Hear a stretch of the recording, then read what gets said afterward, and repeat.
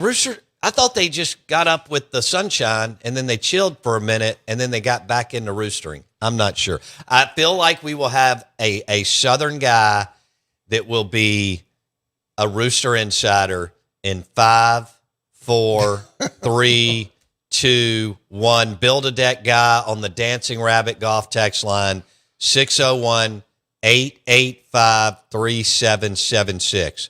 Bowbounds Bar 2 with you. You can find us on X at Bowbounds, and then the Stella Artois caller line is 601-707-3750. Bar 2 is Matrix Analytical on Twitter. Is that right? CFB Matrix on Twitter. CFB Matrix. Yep, CFB Matrix on Twitter. Yeah, CFB Matrix on Twitter. We went to Kessler Prime last night. We had a good meal. Delish. We met with some P1s and good friends and just had a fun Whiskey 61 feast is what really that's what the brand was all about. Good friends, good drinks, and damn good steaks, a bunch of protein and so on. Oh, and Bar 2 had soft shell crab. Yeah. He had fried soft shell. So that's not something they have all the time up in Portland, just like, I was like, order me something I can't get at home. Right. And so the waiter was like, here's one of the specials. He dropped a soft shell crab on you, and it was fantastic. It was delicious. Yeah. What did you have, the New York strip or the filet? No, New York strip. So I don't usually go New York strip, and I usually go ribeye or filet. I like a New York strip, but that New York strip last night, I got at Pittsburgh Rare, and it was fantastic. So we had a good time there. So Diamond Dave and I will be, rolling here and Straight Funk, Jackson Meadows, for 3 hours. It's going to be a big time, big show, and then we'll do another 3 or 4 tomorrow, and then we're going to put this crazy you-know-what on a plane tomorrow afternoon because the Lovebirds have to go to Hawaii. So he's got to get out of here and enjoy the water and go skinny dipping out in the Pacific. So yesterday was the first day of SEC Media Days. Jackson, do you mind pulling up the list for today? I know you went over it with me, but I can't remember it. I just remember Lebby's in between Kiffin and Sark, which is hilarious. God bless him. I mean, I know Lebby's a good guy, but you're talking about nobody caring. And yesterday, Drinkowitz actually was good. And Heupel got a little, I thought that was interesting what he said about Kiffin coming to Knoxville and loading up on mustard and golf balls. He was having fun, though. He was. Right? He was having fun. And Greg was not having fun. Greg Sankey was in a foul mood, and we love to see people either happy or mad. If you're just in between, it's not interesting. So Greg woke up on the wrong side of the bed. Even though he makes $10 million a year and gets to fly around on a private plane, which is great.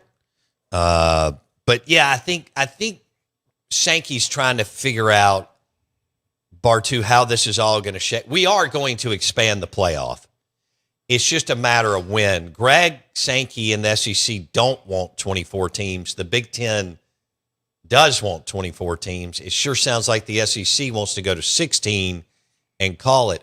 Bartu and I were talking this morning when I picked him up at the hotel, and Bartu agrees with me. The G5 doesn't need to be in it. I recognize that we need a G5 Final Four, 2 semifinal games and a championship game. That'd be a ton of fun as playoffs. But we don't need Tulane and James Madison. No, especially now with NIL. I mean, everything's watered down, right? And they've already pulled the decent. Most of the good G6s up, right? Right. We pulled That's up. A good point. We pulled up UCF. We pulled up Cincinnati, and I believe that too much of the time with college football is we look back on what was and expect that to be where it is today. Right. That Cincinnati team that went 12-0, that still probably wasn't top 4, was awful damn good.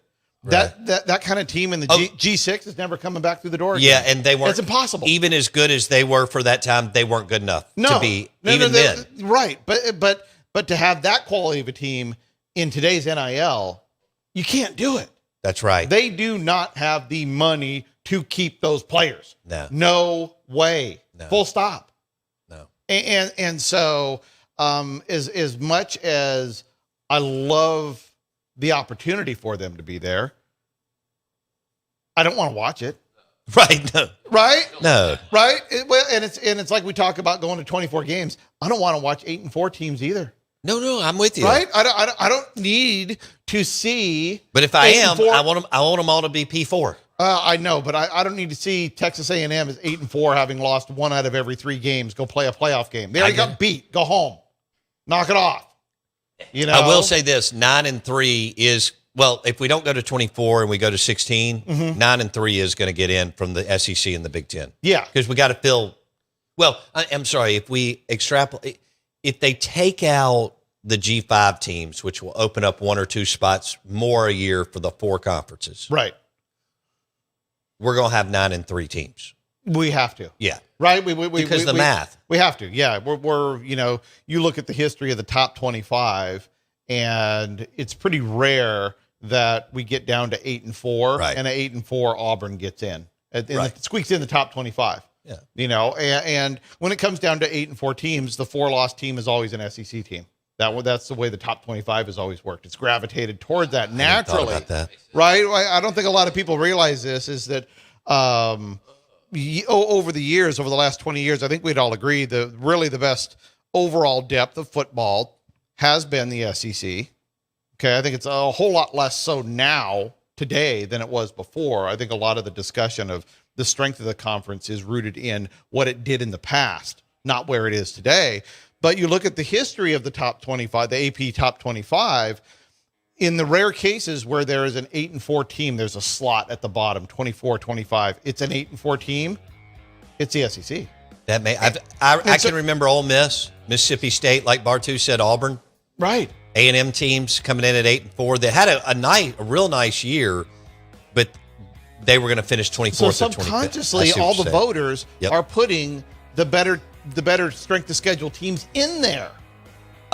Sankey said he had an unsatisfactory phone call with the College Football Playoff Committee on what the 9 games should mean for the SEC. Bartu and I back in a second.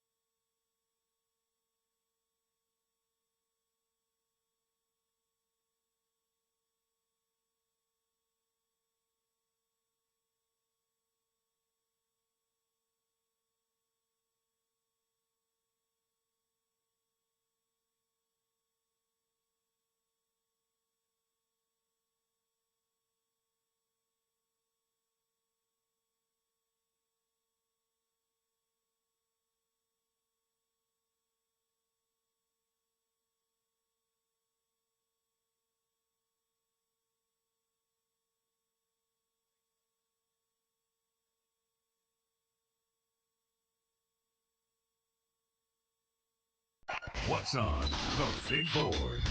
What's on the big board?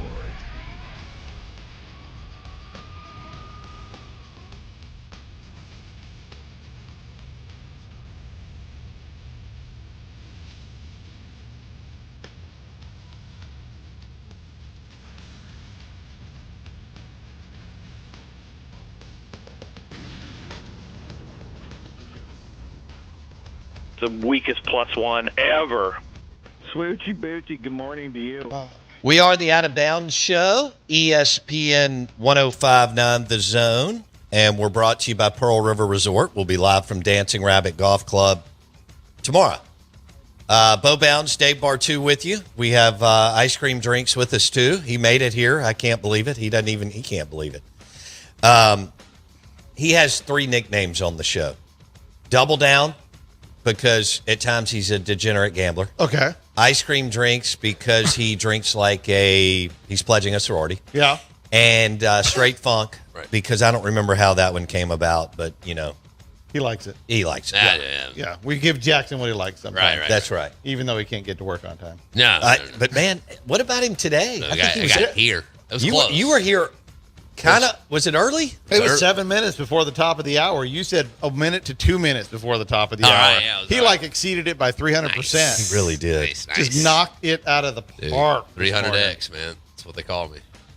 All right, I did take a couple of notes last night Nice. when we were at dinner. Okay. Wait, so, I mean, I need to know more about it. Like, what else did it? I mean, did y'all get a plethora? Was it just everything was there? Well, we started with fried crab claws and tamales. Well, that's a good start. Yeah. That's a real good start. And some great conversation. And then everybody had steaks, different cuts. And no, Kendall went soft shell crab for the entree. Oh, nice.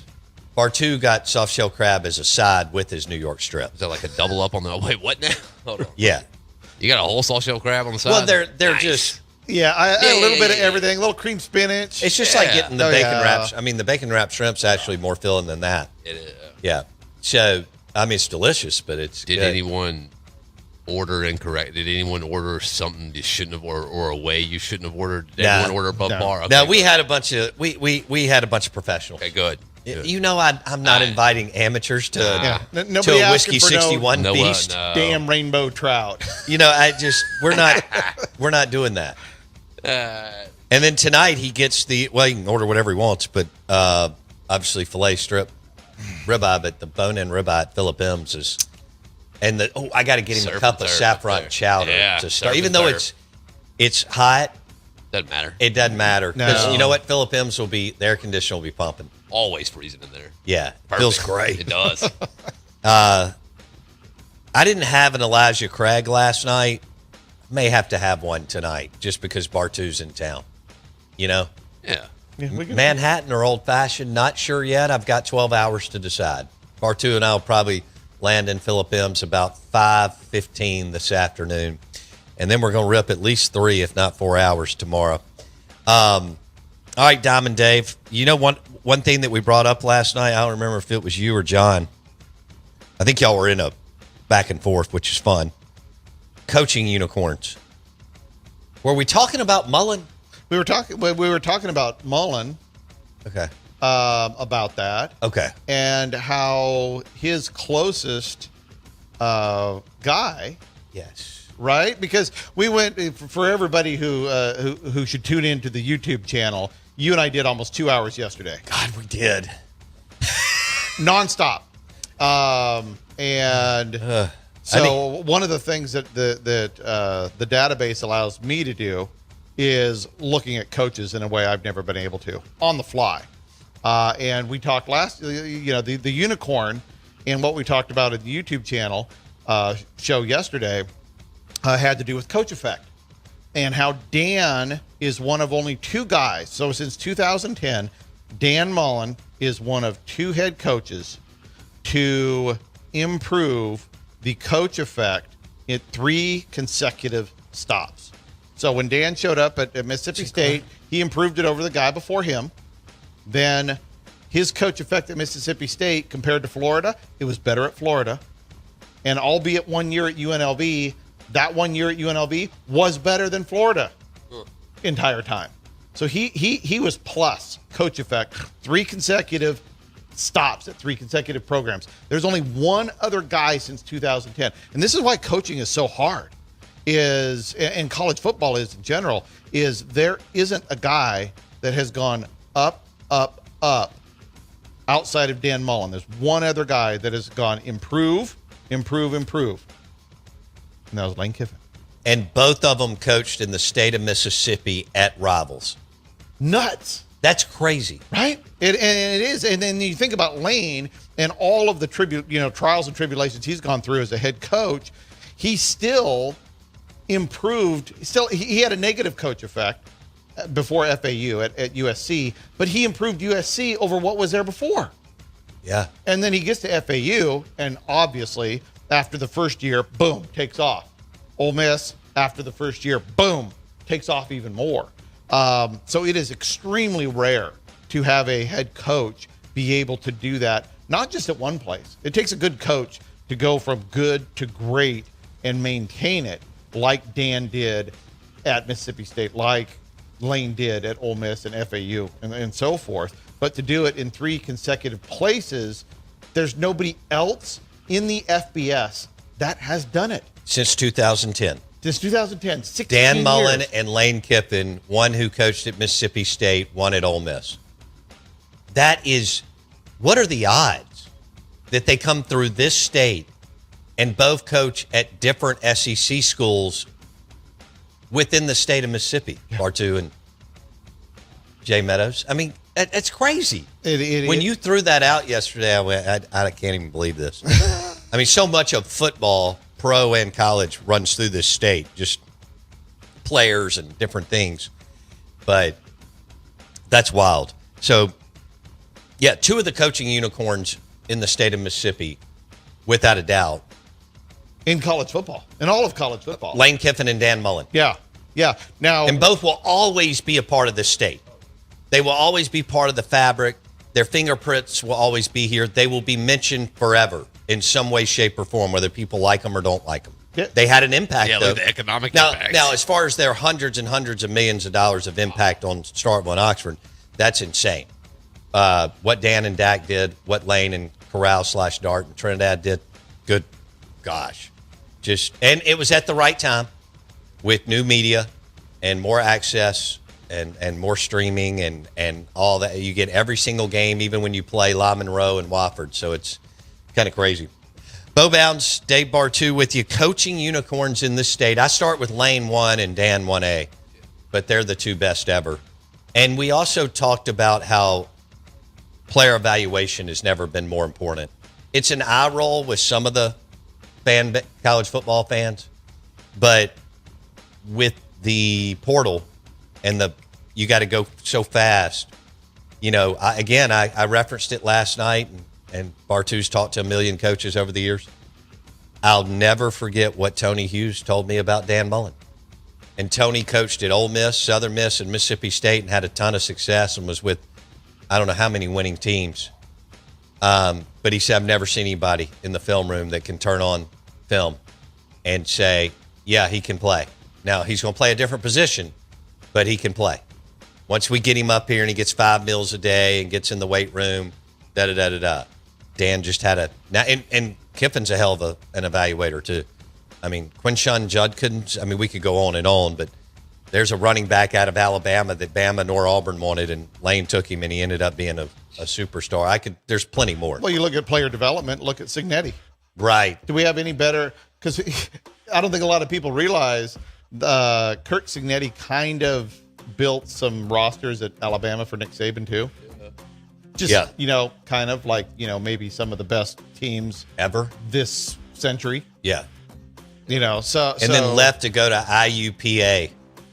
Unbelievable. Then Elon, then James Madison. Dave Bartu's in the house. Check us out on YouTube. Search Out of Bounds Sports.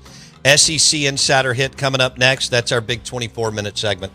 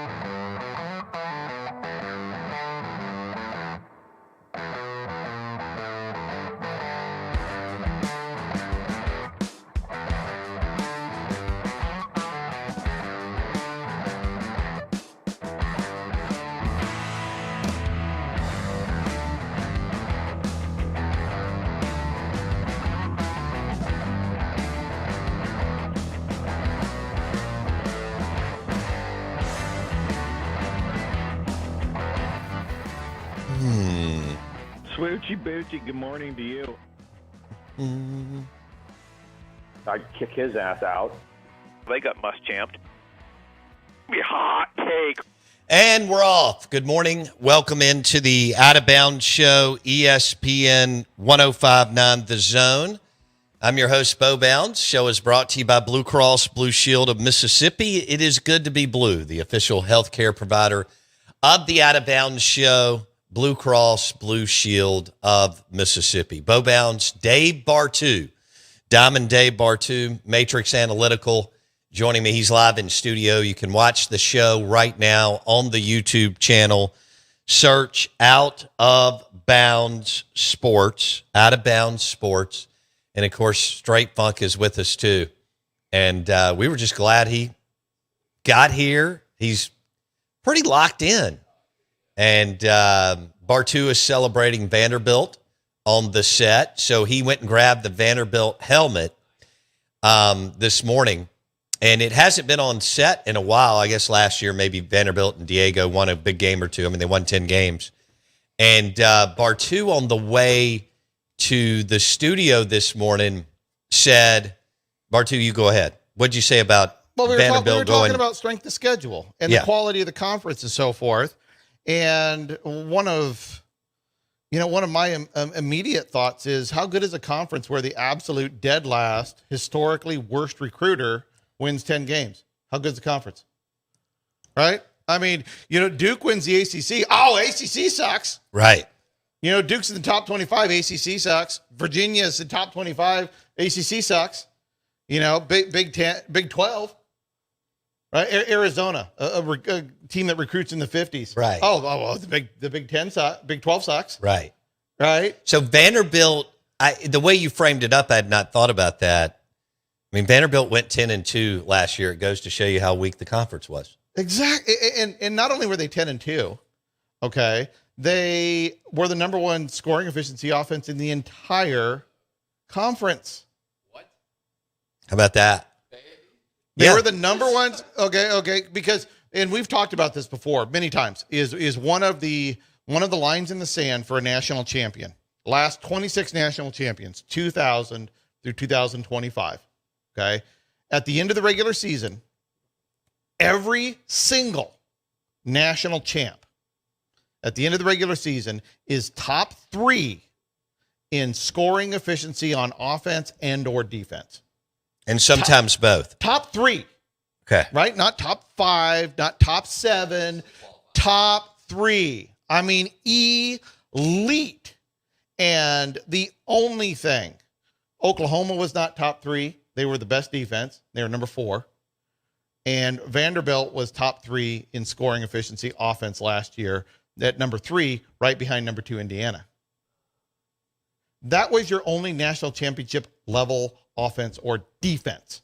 Last year was with the worst recruiter in the conference. But no, we're going to go SOS. We're going to go, oh, this conference is tough as hell.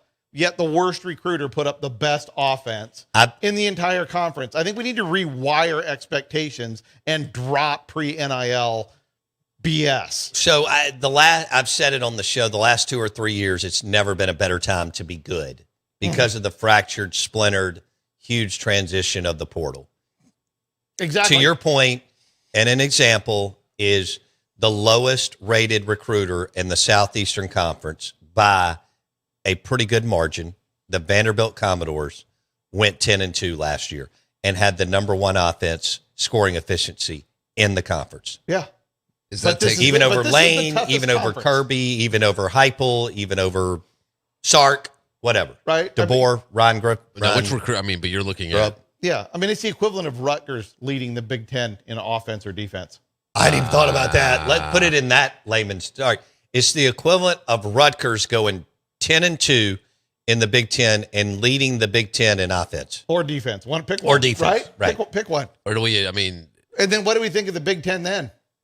yeah. Well, then we take shots at it. Of course. Right. Are you factoring the portal in? I think it does speak to the volumes that the depth of talent is eroded. There's no team today that's as good as they were years ago. Right. Right. You mentioned the Georgia Bama teams. Right. These are the Bama teams, smart, 21, 22, right there on the edge. I mean, they would kick the living bejesus out of everybody in the SEC. Right. So getting up there and talking about what the SEC used to be in relation to where it is today, I think it's a poor conversation. I think it's selection bias using what happened before to apply to where it is today. And I think we can use the same argument too to get rid of the G6 in the playoffs. That Cincinnati team that went 12-0 is never coming back through that door. They're never retaining that talent long enough to be that good, and even be competitive. So I think there's a lot of dialogue that could be had because of NIL over the last 4 or 5 years and how it's changed the talent landscape and the continuity landscape and really has eroded all levels of college football across the board. And Greg Sankey he just wasn't a happy camper. You're in Tampa, Florida. You're not paying for anything. You flew down on a private jet. You make $1 million a month. Life's not bad. Probably went on a pretty cool vacation at some point this summer. He was cranky, Sankey. Who? I'm trying to figure out who sold him a bill of goods on going to 9. Yeah. Okay, that's right. Who sold the bill of goods? Somebody had to, because you and I on this show, I've been on this show for over a decade. right. And how many times have I said over the years, don't go to 9? Right. The numbers backed it up. Don't go to 9. Stay at 8. Make everybody come down to you. 8 is way better. And as a fan, I would much rather have an 8-2-2 schedule, which is 8 SEC games, 2 Power 4 non-conference, and 2 cupcake-inators, whatever. Right? I'd rather do it that way. That would give me a good SOS too. Yeah. And it'd really define who's good or not. And I think that'd be exciting. But we've said, don't go to 9. Don't do it. It's a bad idea. Strength of schedule doesn't mean anything. It doesn't define the quality of the team. It's the last thing the playoff committee uses in terms of segmenting teams. Don't do it. Don't do it. And here we are. They did it.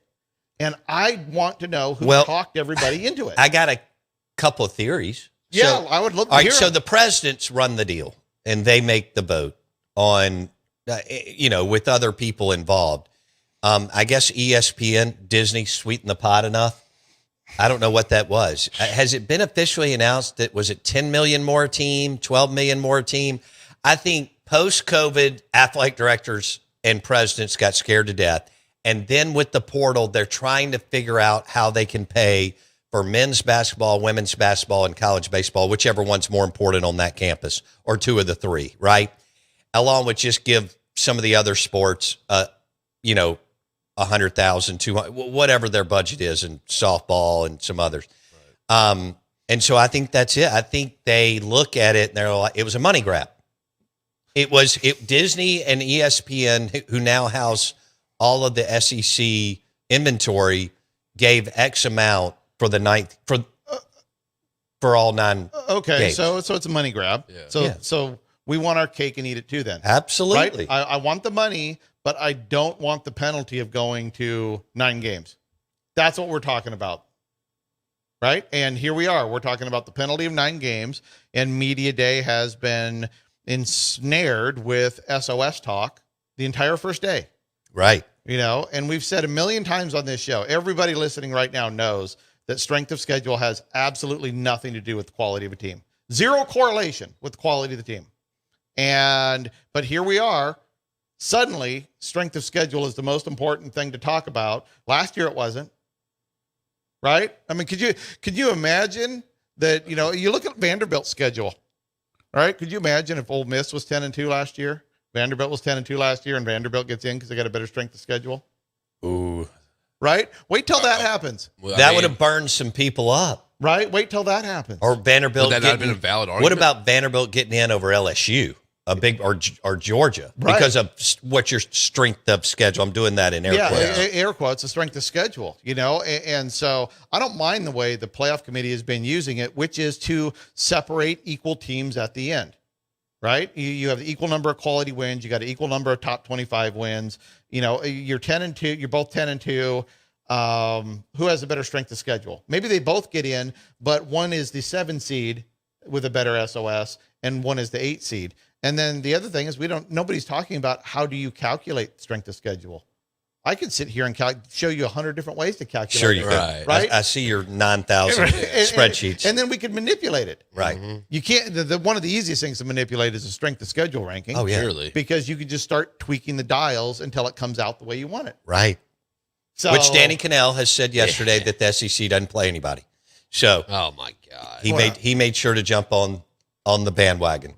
That evidently there's no more talent since we've lost 3 national championships. Well, we hadn't played for them, Right. but since we haven't won a national championship in 3 years, Cannell's like, this league's garbage. Yeah, well, something. How about they're all garbage? Nobody plays anybody until there's. Well, that's your whole thing. You would like to, and I get where you're going. I mean, I'm trying to figure out if you're totally right. Who knows who is, but I get what you want more teams to play each other, cross P4 conference to try to get an idea on who the best teams are by the time we go into the college football playoff. Right. And as So you want to see Oregon and Georgia or gosh, even Oregon and Oklahoma State and Georgia and BYU. I don't care. right. I didn't like the Pac-12 blowing up Nah. and going to the Big Ten, but I will say, as a fan, going to Autzen now and seeing Michigan or Indiana kick our ass, or Northwestern or all these different ones, it's great. Yeah. It really is. And I'm like, okay.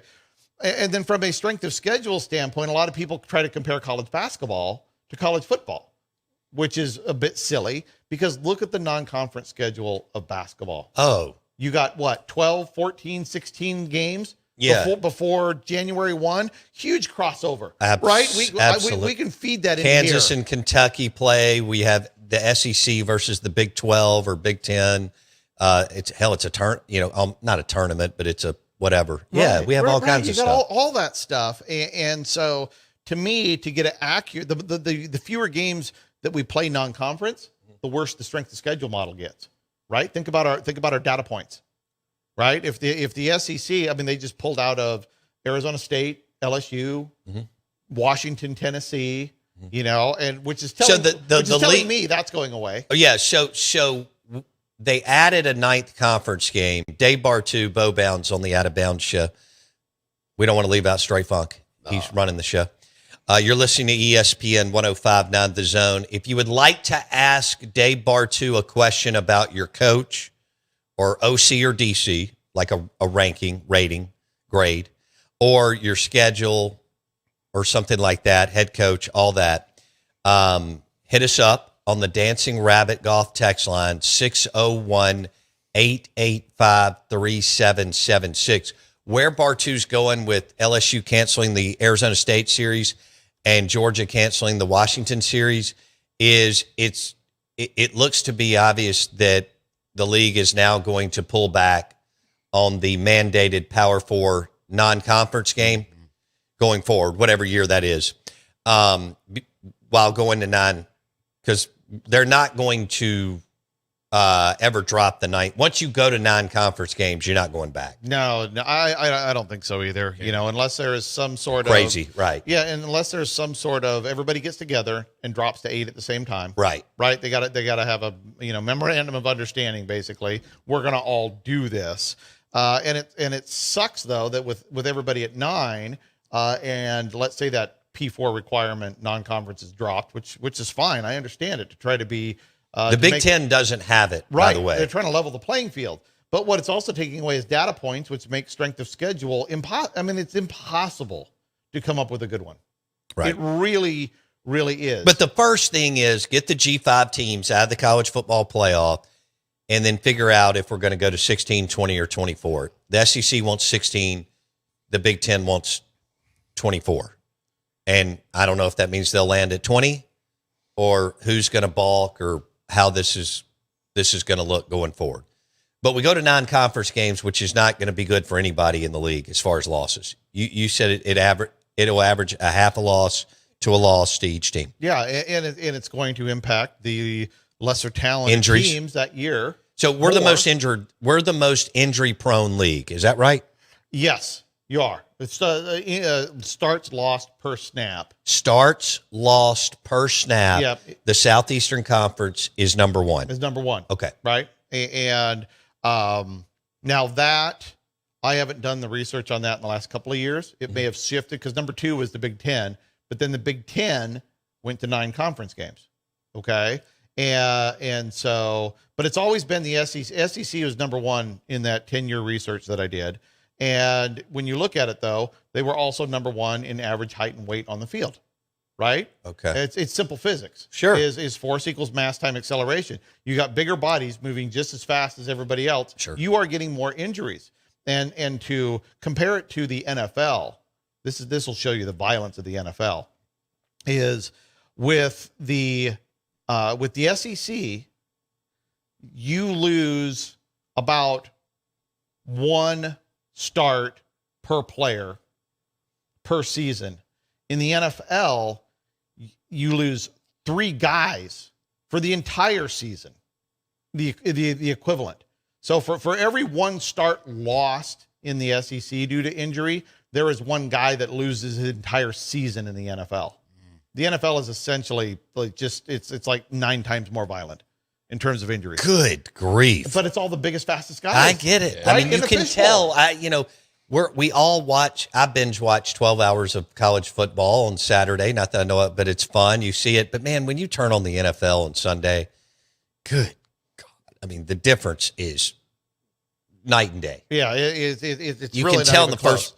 And then you look 4 at that plays injury, you watch. Yeah, and you look at that injury record too. It is in lockstep with the size of the conference. It's the SEC and Big Ten, and then it drops down to the ACC, and then it drops down to, well, it was the Pac-12, and then the Big 12 was the least injured. And then you get in your G6s, which had 300% less. It was like 1 in 3 at the injury rate at the G6.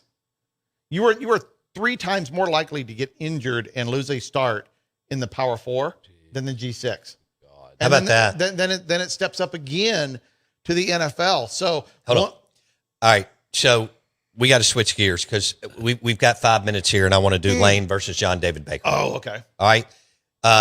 Bo Bounds, Dave Bartu, live in studio. You can watch the show on YouTube. Search Out of Bounds Sports. Show is brought to you by Blue Cross Blue Shield of Mississippi. It's good to be blue, the official healthcare provider of the Out of Bounds show. Want to say good morning. Welcome into you. Straight Funk is with us too. Hope you're doing well. Thanks for hanging out with us. Bartu will be with us all morning. And then tomorrow morning, live from Dancing Rabbit Golf Club on the property of Pearl River Resort. So we're going to do a Lane versus John David Baker over the next 4 or 5 minutes here. Lane was the offensive coordinator / maybe Weiss in Oxford. And now John David Baker is the OC in Oxford. He had 2 years experience at East Carolina, 1 good, 1 bad. Kind of like Lebby at Oklahoma, 1 good, 1 bad. And at Mississippi State, Lebby's had 1 bad, 1 okay. Wait a minute. What? Wait a minute. Well, let's not get over our skis. John David Baker, good and bad, is not Jeff Lebby, good and bad at Oklahoma. Okay. Jeff Lebby, good and bad at Oklahoma, was awful and awesome. Okay. Okay. John David Baker was really good and still pretty good. Okay. Okay. Now his second year at East Carolina was a big drop off, specifically in explosiveness. It was the least explosive offense in the country last year. But we can take a look at play calling traits. And that's what we can break down. We can break down run. I can remember how I said I got a bunch of data at my fingertips now. Yeah. I can do this with anybody in the country since 2010. Okay. So Kiffin and Baker in 2025. And we can go any direction you want with this, but let's start with overall tempo. Yeah. Okay. Ooh, yeah. Baker's a little bit quicker. Now this takes into account garbage time. So Ole Miss was awful good last year. Right. Okay. They had a lot of garbage time. Right. Lane could slow it down in the fourth quarter whenever he wanted to. ECU one is good. They play pretty up tempo. So Baker last year was averaging a snap every 21 seconds. Interesting. Okay. 21.2. Kiffin, 23.2. Okay. So a couple seconds faster. Right. So I expect Compound that makes a difference. Right. I expect John David Baker to be running a little bit faster offense. Maybe not as quick in year one because there has got to be a comfortable level of SEC play. Right. He's in East Carolina. You know, it's not tomato. I mean, it is two totally different leagues there. Snaps per game though averages out about the same. Baker is going to push about 4.5, 5 more snaps. So basically an extra drive is going to go on Pete Golding's defense. Okay. So slightly faster, few more snaps, but running the hurry up I'll jump into tempo distribution. Okay. So we know John David is going a little bit quicker than Kiffin, but what is the tempo distribution? Now, John David Baker runs a hurry up offense, snapping the ball with 15 seconds or more left on the clock. He does that about 30% of the time last year, 30.1%. Kiffin, 27.2. Okay. So Baker, this kind of goes lock and step. He's running faster. He's using the hurry up more. Okay. The big difference is the fast. 15 to 20 seconds have eroded on the play clock. Kiffin snaps at about 14% of the time, Baker at 20.3. So you are going to see more than half of the snaps with Baker versus about 40% of the snaps with Lane. They're snapping this with 20 seconds or less eroded on the play clock. Okay. So you got more tempo there. And then as it goes down, when you start talking about grinding it out, this is where Kiffin kind of really slows it down when he is ending a game. Nearly 30% of his snaps there was a 30 seconds eroded from the play clock. Wow. Over 30%. A lot of people think Lane is really, really up tempo, but nearly 1 out of every 3 snaps he had last year, the play clock had run down 30 seconds already. How about that? Right. Where John David Baker is only at 24%. So you got a lot more tempo. You got a lot more pace. Kiffin has more of a distribution of pace of play. He's got an incredible feel for the game, which is really hard to quantify. Yeah, it is. But you look at Kiffin and difficult. You look at the running numbers we talked about yesterday too. You know, the run to pass ratio in 3rd and 5 and more in close games, Kiffin led the league in every aspect. 3rd and 5 to 10, 3rd and 10 plus, and so forth. So Lane not only runs it a little bit slower than John David Baker, he also runs the ball a whole lot more. Hold that thought. Dave Bartu, Matrix Analytical, live in the Bank Plus studio. We'll continue this discussion on Lane Kiffin and John David Baker coming up next.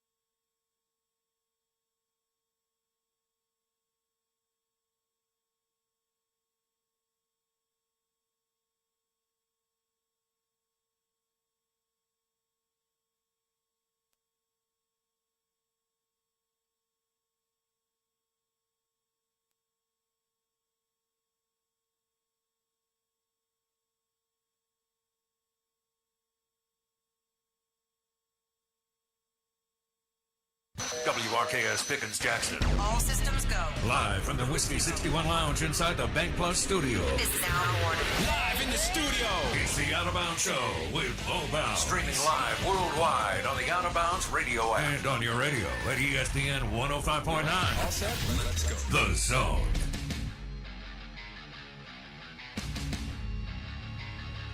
It's been 50% trolls that are pissed about everything that take preseason stuff seriously. Right. And good morning to you. We are off and running. ESPN 105.9 The Zone, the Out of Bounds Show. I'm your host, Bo Bounds. Our friend and special guest, Diamond Dave Bartu, Matrix Analytical, live in studio with us today. We did 2 hours yesterday outside of the show on YouTube. And then Bartu's with us all 3 hours today and 3 or 4 tomorrow from Dancing Rabbit Golf Club. Now, we've got some questions for Bartu that we're going to hit here in a minute because we're going to continue on with the Lane Kiffin, John David Baker comparison because that's fun. And Ole Miss wants to know what they do or don't have, or what they may or may not have. They know they got Trinidad and Lacey, which could mask maybe a little bit of a deficiency between Lane, who's rock star level, top 5, top 10, maybe play caller, and John David Baker, who's not top 10 or 20 or 30 or 40. So we'll jump back into that. But if you do have a question for Bartu on your team, on your coach, what their grade is, OCDC, hit us up on the Dancing Rabbit Golf text line, 601-885-3776. We do have a 601 unnamed texter that says, just a thought on Lane Kiffin. He was faster at FAU, and John David Baker was faster at ECU.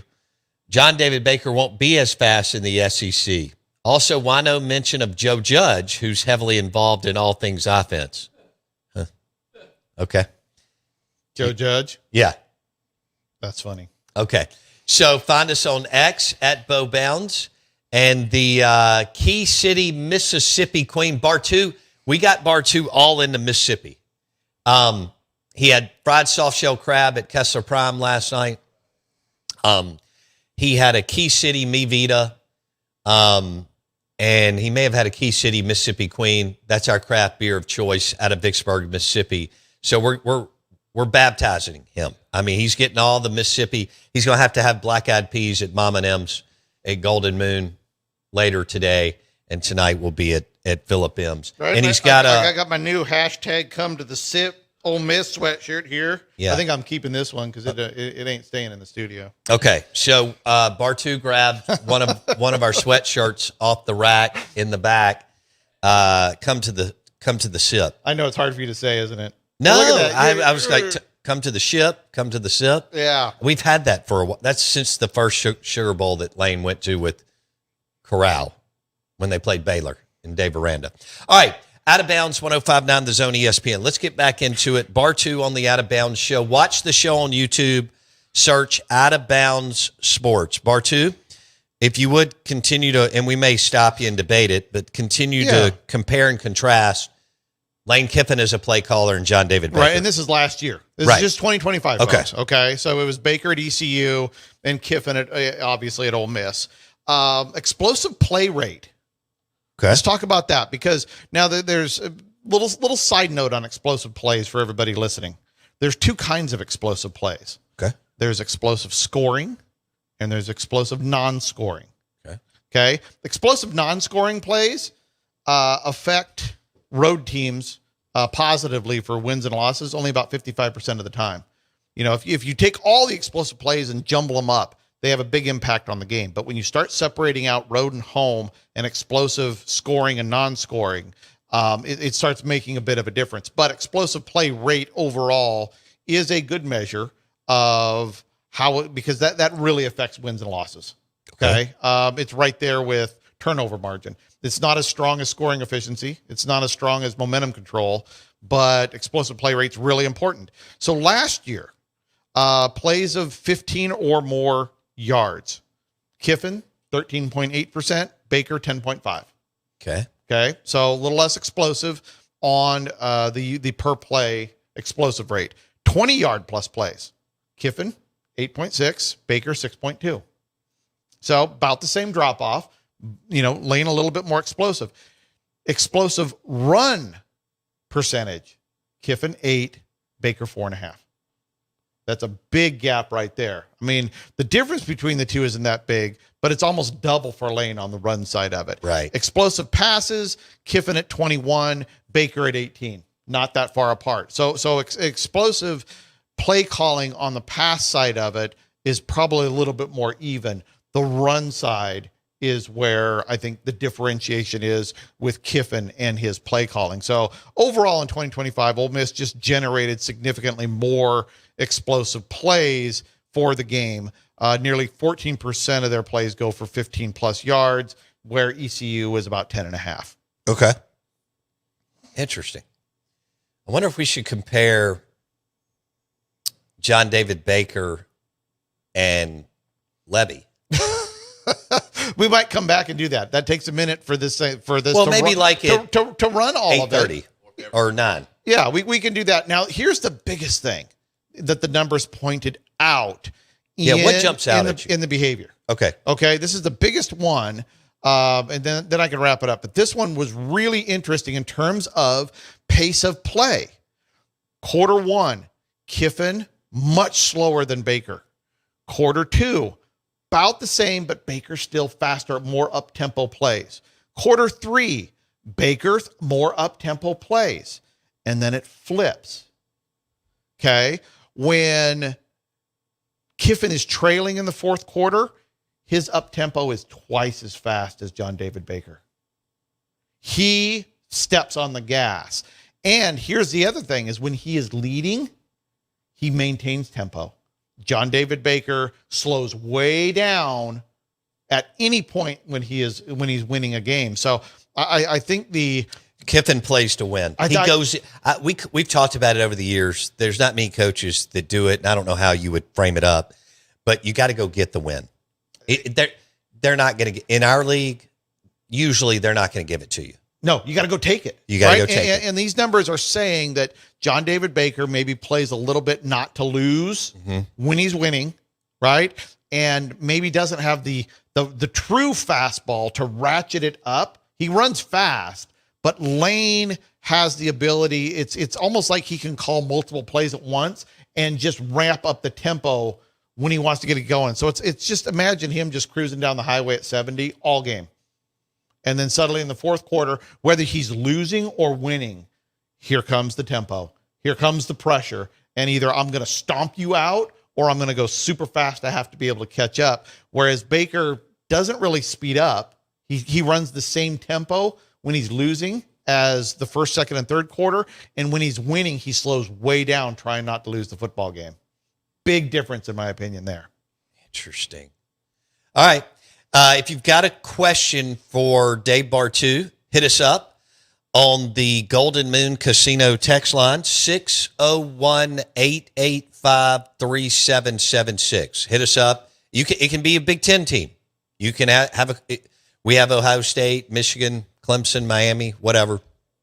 Let us know. But if it's SEC, bring it.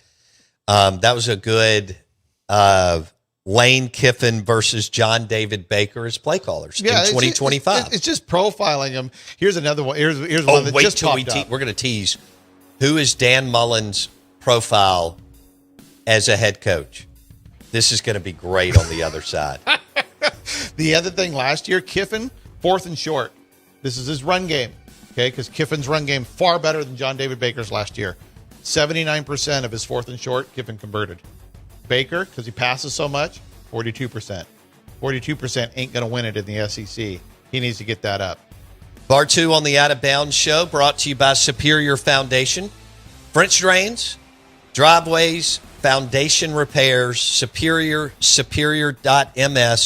Call Todd Sandridge and Trey Pace today at Superior Foundation.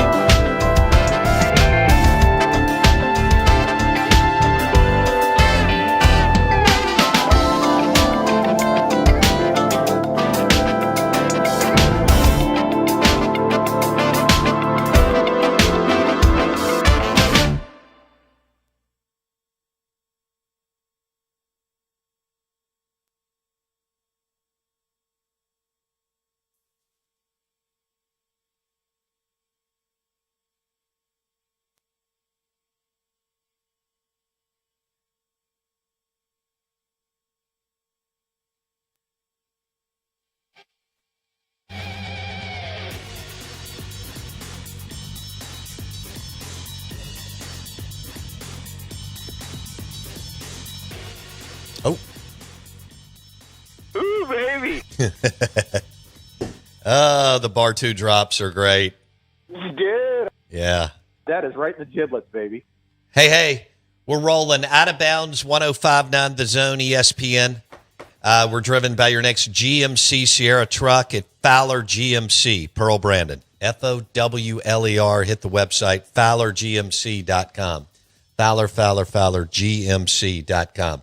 We are live in the Bank Plus studio. Lunch today brought to you by Martin's in Livingston. It's ribs day. They've been smoking them since like 4 a.m. this morning. So the blue plate today, ribs, Martin's in Livingston with an ice cold Budweiser or Key City, Mississippi Queen. Bar two with us. Do we want to do the Dan Mullen profile for our listeners? Yeah, we can do that. We were just talking about who do we compare Levy to? We'll do Levy How about too. this? How about this? Is why don't we compare and contrast? Because look, every fan wants to be the best. Right. So why don't we compare Jeff to Tim Beck at Vanderbilt? Yeah, that's a good one. Right. All right. For our listeners, Vanderbilt just had 2 really good years. Well, arguably their greatest year last year at 10-2. They're the worst recruiter in the league and went 10-2, and they had Diego Pavia. So we'll tee bar two up. Clark Lee saved his job by hiring Jerry Kill, former head coach at New Mexico or New Mexico State. Jerry's been everywhere. Okay. Jerry's really underrated. Minnesota. And he brought in Tim Beck with him, who's a good offensive coordinator, and obviously Pavia. Right. You know, who is it's like, you know, Johnny Manziel and Jeremiah Masoli had a baby. Boom. That's right. Run him out there. All right, you so know. Levy versus Tim Beck, who's been the OC at Vanderbilt. Yeah. Let's do that. Yeah. So it'll be going through that. But you had talked about Dan Mullen. Yeah. And I wanted to profile, like, who's his comp as a college football coach. Dan was stops as a head coach at Mississippi State, Florida, and UNLV. Mm-hmm. And so for folks out there with coach effect, it is something that I came up with over a decade, 15 years ago. Mm-hmm. And it was very simple. It was when you won a game against a team that you out recruited, there's no coach effect, because the theory is talent wins most football games. And it's true. If you take all of the high school and portal talent and take the 4 best classes of the last 4 years, whether it's the portal or high school, you know, and you take your 4 best classes, that's going to win you about 70% of the football games. The rest of it is coaching. But because of the access to data now, I'm able to not only have coach effect, but I can have WAR. I can have wins above replacement. How good has that guy been over time? And so it allows me to be able to take a look at somebody like Dan Mullen at Mississippi State, at Florida, at UNLV individually, and as a full career, right? What's his full career for coach effect and so forth? And so we were doing this yesterday, and I asked the system, who is Dan Mullen's closest twin, basically? Yeah. What was the complement of it? Dan Mullen, so for his entire career, he is almost plus 1 full game coach effect. Per year. Right. Meaning for his entire career, he has almost averaged 1 extra win above talent at all of his stops. Okay. And that's like a 14-year head coaching career. Go ahead, Bart. It's an amazing number for him. His standard deviation, his best year to worst year, is 1.54. So his top year and his bottom year aren't that far apart. And his wins above replacement is at 43.1. Now, Saban has the greatest WAR since 2010. He's at a 77. Dabo's like at a 69. And Dabo at this pace is never even going to come close to breaking 70. So yeah, wins above replacement for our listeners is WAR. Go ahead, yeah. Part 2. And so you look at Dan and you look at his whole career, and then the number one guy that popped up, 1 less year as a head coach, coach effect, 0.74 versus 0.71. So almost the same coach effect for their career. Their WAR, so both of these guys have been doing it a long time at a really good level. One has a 50, one's at a 43. Standard deviation, one's at 1.65, one is at a 1.54. And the guy closest to Dan Mullen with those numbers is James Franklin. James Franklin is Dan Mullen's twin as a head coach, with a lot of what Franklin did to give you that number was the fact that he was so amazing at Vanderbilt. Right, it's more back-weighted. Okay. Right, Dan, I would say it's kind of He's flipped. more level, right? Yeah, well, Dan, if you look at his career with Mississippi State, it was a slow curve up. Right. And I think a lot of people underappreciate what he did at Florida. Right. You know, it fell off a cliff at the end, but because of that recency bias, I think everybody forgets the 3.5 years before it fell off a cliff. He was fantastic for a while. And he took over UNLV with nobody last year. Barry Odom left to go be terrible at Purdue and took everybody with him. And Dan only posted a 10-2. Just absolutely wicked good. Yeah. I mean, wow. You know, and so, but the numbers back that up. The numbers say a P4 to G6 and they'll move down.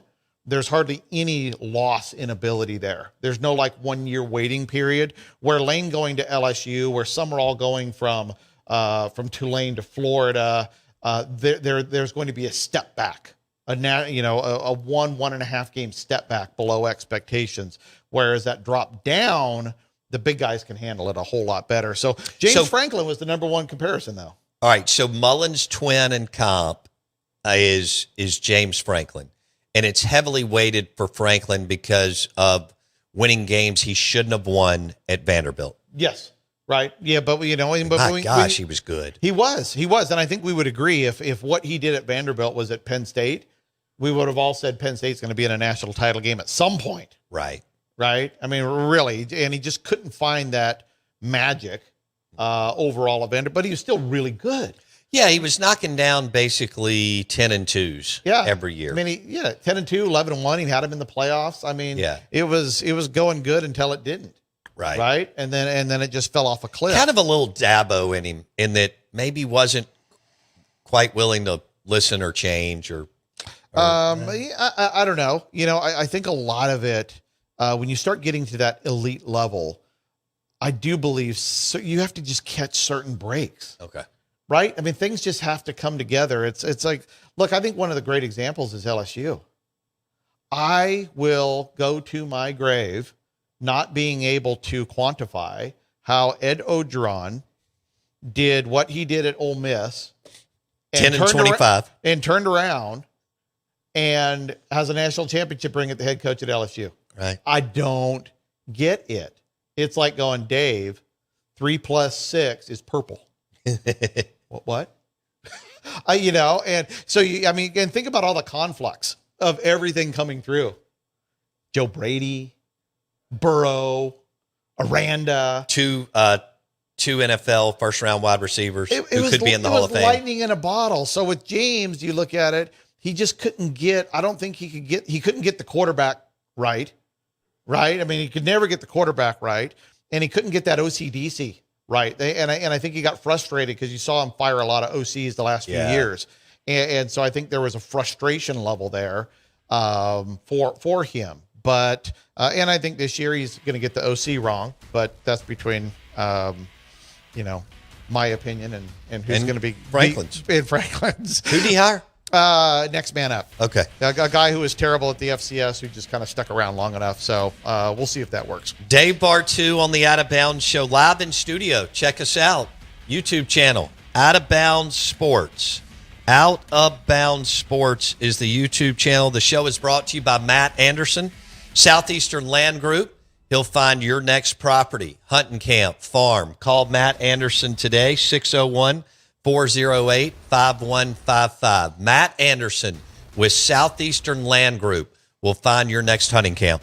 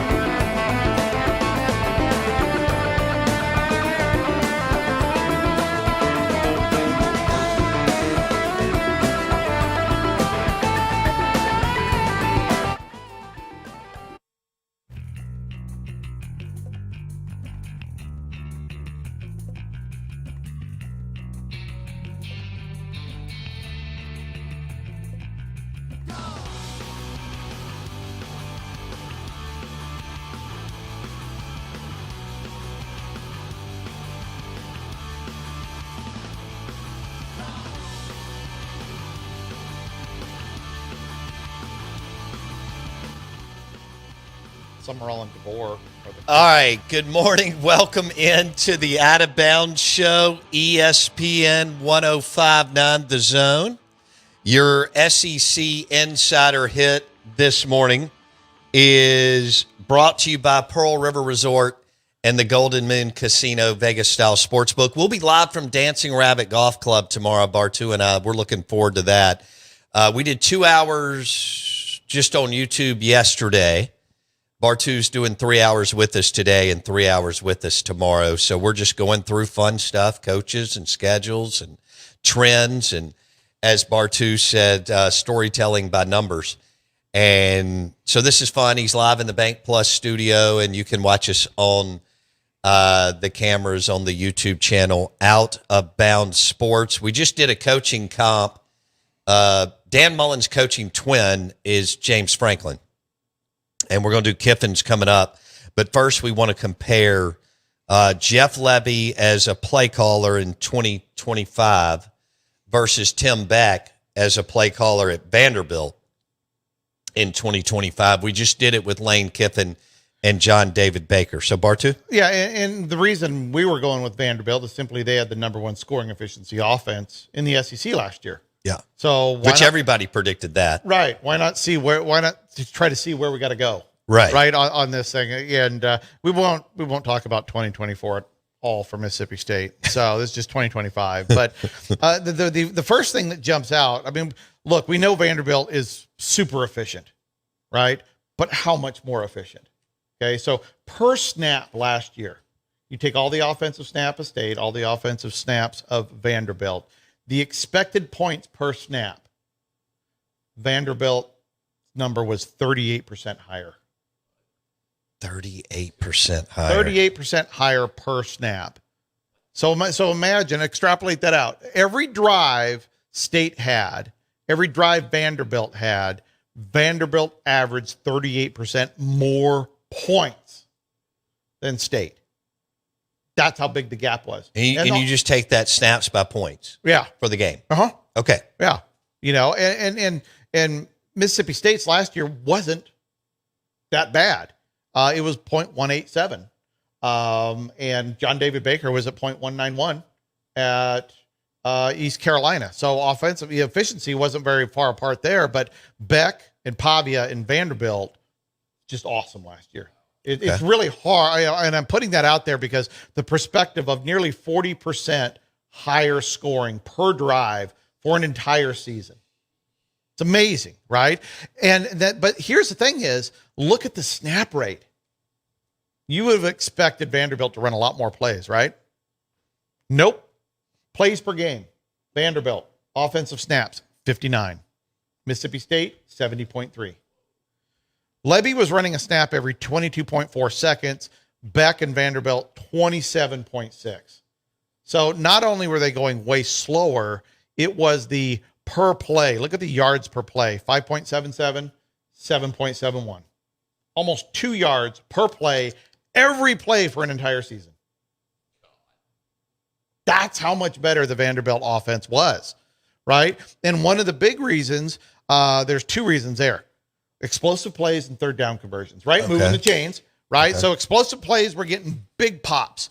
Vanderbilt, about 17% of their plays were explosive. For Mississippi State, 11.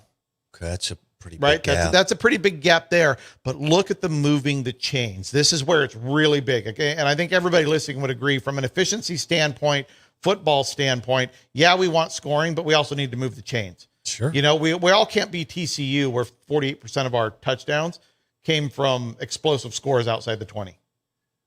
Okay. So last year, Mississippi State third down conversion rate on offense, 41.2%. Vanderbilt, 56.7%. So, and it was at every level, third and short, 67-73. Third and medium, 4 to 6 yards, 50 to 67%. So third and 4, third and 5, third and 6, Mississippi State was 50-50. Vanderbilt was 2 out of 3. Right? It adds up. And then over the course of a season, it adds up. Right. And then it flips third and long. 1-3 for Mississippi State, 50-50 for Vanderbilt. And so you have a big pace of play advantage for Mississippi State, but it was largely inefficient compared to what Vanderbilt was doing. So I think the moral of the story of this, when I look at it, that I like to tell is the people always ask, well, what's better, up tempo, RPO, slow, grind it out 3 yards in a cloud of dust? It doesn't matter. It's, can you execute? That is it. Everybody has a great offense if they can coach it and execute it. That is it. So for Mississippi State going into next year, that is a big gap between Vanderbilt's offense and Mississippi State's offense in 2025. Yes, there's a massive gap. You don't realize it till you start looking at these per play and per drive numbers. And it's not like Vanderbilt's recruiting in the top 10. They're not even in the top 30, 35. I think they were 40th last year. When you add up the portal and their high school recruiting, we talked about it. They're the worst in the SEC. Right. They're number 40. But it also goes to show, maybe like we talked about, is with NIL and the lack of depth, how one quarterback could make a difference. But remember, that quarterback also has to be coached, and the plays have to be called, and the plays still have to be executed. Balls still have to get caught in order to make that happen. But Vanderbilt is a great study in that pace doesn't always equal wins and efficiency. Okay. All right. So that was Jeff Levy versus Tim Beck for our listeners. He's the offensive coordinator at Vanderbilt. He had Diego Pavia the last couple of years, saved Clark Lee's job, and they went 10-2 last year. Bartu started the show basically saying this is how bad, or not how bad, this is how watered down the conference is compared to 5-6 years ago when Bama and Georgia were running it. Vanderbilt, the worst recruiter, had the number one scoring efficiency offense in the league and went 10-2. All right, so are we going to Kiffin's twin? Oh, we can. Yeah, we can. If anybody's listening right now, text in if you want any more comparisons. Yeah. We don't have to do it on the air. We might be able to do some recording off the air. Let me throw in Rebel Greg's on the Dancing Rabbit Golf text line. Oh, yeah. He said, can you ask Bartu what kind of talent did John David Baker have at East Carolina versus what he will have at Ole Miss? Curious to see what the recruiting rankings were at East Carolina. Yeah, but you're also comparing he's going to go against an SEC schedule. Right. That's it. It's not about the talent they have individually. It's the talent relative to who they play. Right? This is what we call ease of schedule. What is your talent relative to the talent you're facing? And so I don't have that number right in front of me. That's fine. But I'll pull it up.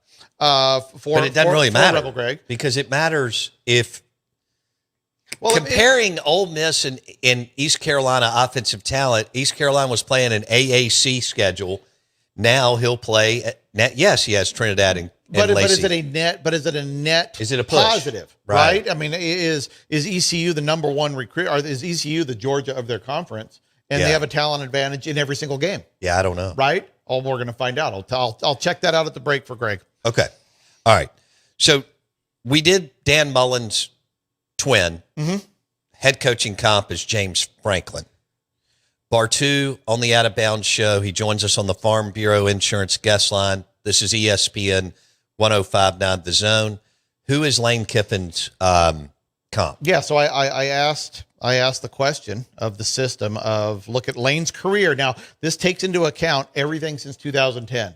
Okay. Right? So USC, I don't know if Tennessee was still there, but this isn't just Ole Miss or Ole Miss plus FAU. It's everything. Lane Kiffin for his career, plus 1.03 games coach effect. It's a little bit better than Dan. Just a little bit better than Dan. Okay. That's per year. His twin is at plus 1.06 games. Okay. Can you give me a hint? The War wins above replacement right? for our listeners. The War. One's at 33, one's at 43. Lane's a little bit better overall. So that means this other guy has had a little bit more talent. They've both been in college football for about the same amount of time, and they've both been at multiple programs. Their worst seasons are about the same. Their top seasons, I'm going to guess, are about the same. And people are going to be thrown off because now they think he's terrible because he just got fired. Brian Kelly. No. Okay. That's not who it spit out. Okay. It spit out the guy that had all those numbers, almost identical to Lane, Okay. is Lincoln Riley. Lincoln Riley is Lane Kiffin's comp. Yep. Interesting. Similar low. Worst year, you take their worst years. They're very similar. Their best years, both of them at plus 3 games. Okay. And it's funny, even beyond that, from an offensive coordinator standpoint, both are 5-star offensive coordinators in their own right. Right. That's impressive. So, but you look at it, both of them are averaging basically for their career, they're averaging plus 1 game above Coach talent. effect. Yeah. Which is awesome. It is really, really So did good. Dan. So did Dan. When you do that over 10 years, that is hard to do. And Dan's done it. Kiffin's done it. Lincoln Riley, James Franklin, I guess, and so on. So, all right. So this guy is hammering Lane for not winning a playoff game yet. Okay. Well, I mean, he took Ole Miss to the college football playoffs. He just didn't coach them. He was going to beat Tulane in his sleep. Yeah. Well, what do you mean he didn't win a playoff game? This guy's he's trying to basically say that Lane's not that good because he hasn't ever done anything in the postseason. Oh yeah, he went 11-1 at Ole Miss. Yeah, and exactly. They're beating Tulane. They're beating Georgia. I mean, right? I mean, jeez. All right, so, tomato. Right. Okay, so Lincoln Riley. Isn't that interesting? It is. I mean, he walked in, but it makes sense in a way. Both from a head coach and offensive coordinator standpoint, I think Lane has obviously been better at Ole Miss than Lincoln has been at USC, clearly. But it also shows you how good Lincoln Riley was at Oklahoma. When you start blending those things, kind of like James Franklin, a little bit more weighted on the back end. And it goes back to saying why Dan is so good because he keeps improving.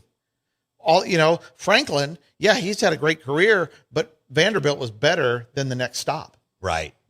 Oklahoma was better than USC. Lane was better at Ole Miss than FAU, and he was better at FAU than USC, and he's better at USC than he was at Tennessee for the 1 year. So Lane has shown that progression. Dan has shown that progression, and that is really, really hard to do in college football. And back to what you said in the 7:30 SEC Insider Hit, Lane Kiffin and Dan Mullen are the only 2 coaches since 2010 to coach at 3 different schools and do what? And improve the coach effect over the predecessor or their own coach effect year over year. Right. So Dan came into Mississippi State, improved on what he took over. Wow. Then he was at Florida. His Florida coach effect numbers in those 4 years was better than his overall Mississippi State. And then his 1 year at UNLV was better than either number at it. Now granted, he had one great year. Right. So our sample size is 1 year, but 14 total. But something, Dan and Lane are just both awesome. And they both coached here. They're both awesome. You guys were lucky to have him here in the state, man. I can't tell you how lucky you were to have 2 really good coaches like that around the same time. Just unbelievable. 9 years with Mullen, 6 years with Lane. I agree. Blessed to have both.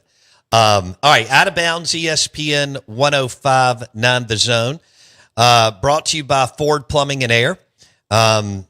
You like indoor plumbing to work, and you want your air conditioning to work. You want to call Ford Plumbing and Air today if you have HVAC, air conditioning issues, or just need a new one. Or if you have plumbing issues. Ford Plumbing and Air, locally owned and operated in Ridgeland, Mississippi. Bo Bounds, Dave Bartu with you. Mr. Matrix Analytical, Diamond Dave, according to Mr. DX. We've got a fire levy on the Dancing Rabbit Golf text line from Res Dog. And then Drug Dog says Bartu will not be on Jeff Levy's Christmas card list this year, nor will Bo. All right, you're right. I will not be. Bartu may. And then Christian Hughes on the text line says, Quarterback Jack, you are the MVP of the YouTube stream today with the bangers on the break. All right. I guess he's doing something. What were you doing? Oh, we're playing Panic and Humphreys during the breaks.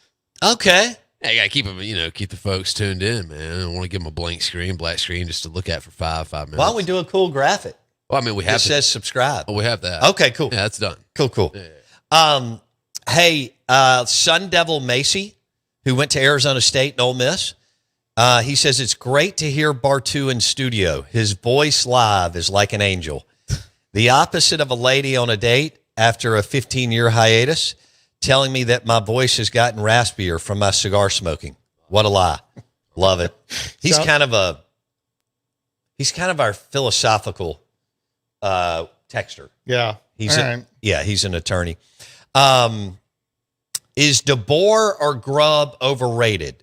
It certainly feels like it. That's one of the texts on the Dancing Rabbit Golf text Is line. DeBoer or Grubb? Oh, well, it depends on how you rate him. Okay. Right? Yeah. I mean, overrated compared to What? Yeah. Right? And Well, so, as guys, we just like to put it in the box that we want it in. Yeah. So, A lot something. of times we don't even compare it to anything else. We just say this guy's not good or this guy's good. Right. So go ahead with DeBoer. And Grubb, I get it. Right? Because Grubb,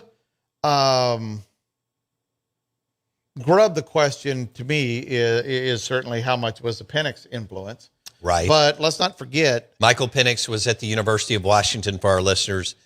DeBoer and Grubb were there and went to the national championship game before Greg Byrne went and hired them to go to Alabama. Grubb went to Bama for 5 minutes, then went to the Seattle Seahawks as OC, and now he's back at Bama last year and this year. Bartu, go ahead. Yeah. And so it depends on what lens you're looking through for these guys. And so I was just pulling up DeBoer's coach effect profile, because we did this for all 16 teams, and we'll probably get into this later.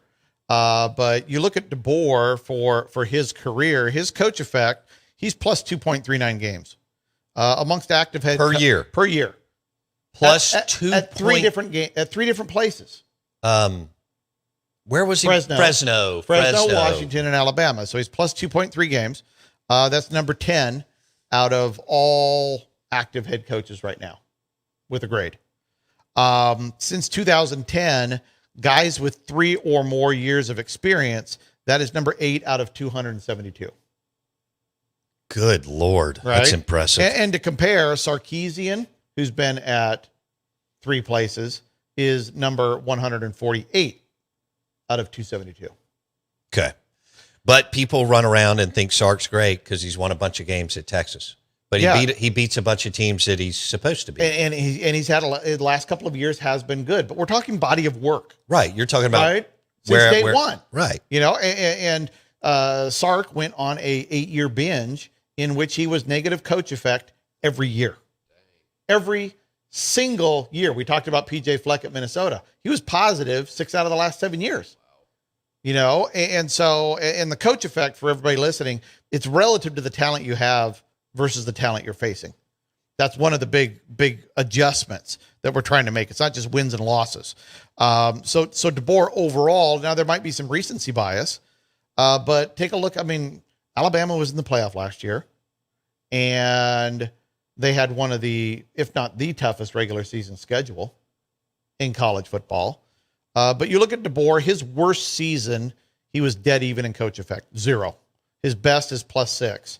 And that extrapolates out. +6. +6. That's insane. It's totally insane. Hold on. DeBoer? Yeah. Wow. So that was either at Fresno Yeah. Let me or see here. Washington. Well, I don't know how he'd be Wait. +6 at Washington. It was They had too Washington. much It of was an- Washington. It was that first year at Washington, 2023, because what he took over was so bad.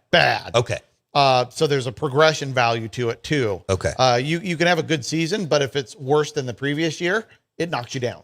Okay. Okay. So, anyways, He was +6 at Washington his first year and took over a dumpster fire. right. So, Okay. so, That's so, impressive. so you look at his entire career. Number one, why wouldn't you want this guy? Right. And number two, if you're talking about, I want to get rid of Kalen, for whom? Who are you getting rid of him for? Well, and Who's ranked better that you're going to bring in that's a better risk. And so that was the big question last year when Byrne knew that Michigan was trying to pluck him and poach him. Yeah. Who are you going to go get? I mean, Kirby Smart's not coming to Alabama. And that's it. I mean, there's who else? Kurt Signetti wasn't leaving. Indiana had already wrapped him up. Right. There's just Ryan Day wasn't going to leave Ohio State for Bama. Yeah. And not that I'm sure he's great, but he's done a good job. Sure. It's a great point. If you let him go, who are you going to get? Right. And here's the other thing in Greg's decision paradigm too, is when you look at the numbers, when a program starts churning head coaches more than two, you start getting 2-3 guys in 4, 5, 6 year period, the overall program takes a bigger hit. The win-loss record is harder to keep up when you're churning through head coaches. So the numbers actually say at some point in AD, if you've been churning coaches, you have to bite the bullet and let a guy run it out for 4, 5, 6 years, just so you don't keep in that cycle of trying to replace. Because a lot of times hiring a head coach, man, sometimes you just got to be more lucky than good. And the SEC is a really good example. Two of the... Yeah, like Greg Byrne didn't know exactly what he was getting with Dan Mullen, and Keith Carter didn't know exactly what he was getting with Lane Kiffin, but it has made their career because they ended up being... rock stars. Exactly. Rock stars. They hired rock stars, and there was nothing, for the time, on there. Considering what they walked into, it was rock stars. Dan had never head coached a game in his life. No. And he took State to number 1 for a second. Right. So and then you look at some of the other decisions. Kiffin went like 21-2 on the way out. Right. Good Lord. You look at 21-3. Look at Napier. Okay. Napier's coach effect was every bit as good or better than Lane at FAU. Right. But Lane had been portable and Lane had some Power 4 experience, but nothing at FAU and USC and Tennessee said this is what was going to happen at Ole Miss. Right.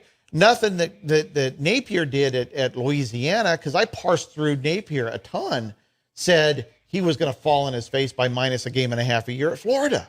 He was over plus 3 games a year at Louisiana, but he hadn't done it anywhere else. That's a good point. Dave Bartu on the Out of Bounds Show. Watch on YouTube. Search Out of Bounds Sports. Will H. is a big Ole Miss fan. He says, give Lebby an extension.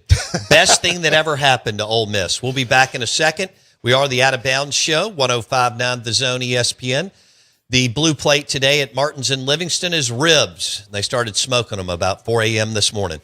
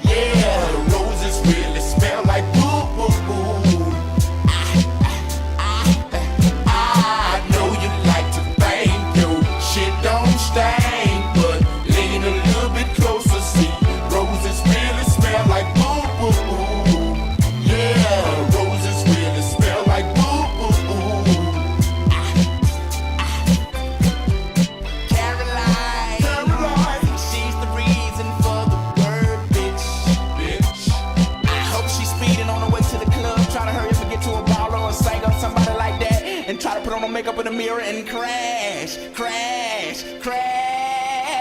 into a ditch. Just plan.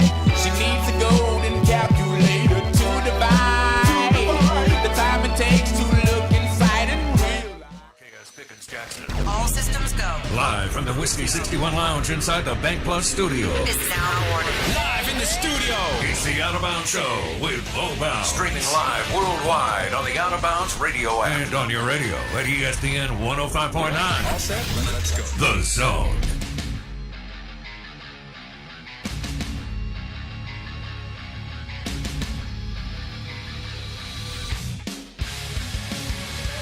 It just won't end. They're like below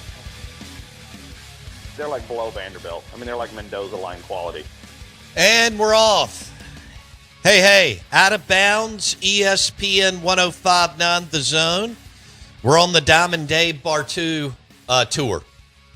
Yesterday we were bouncing around, and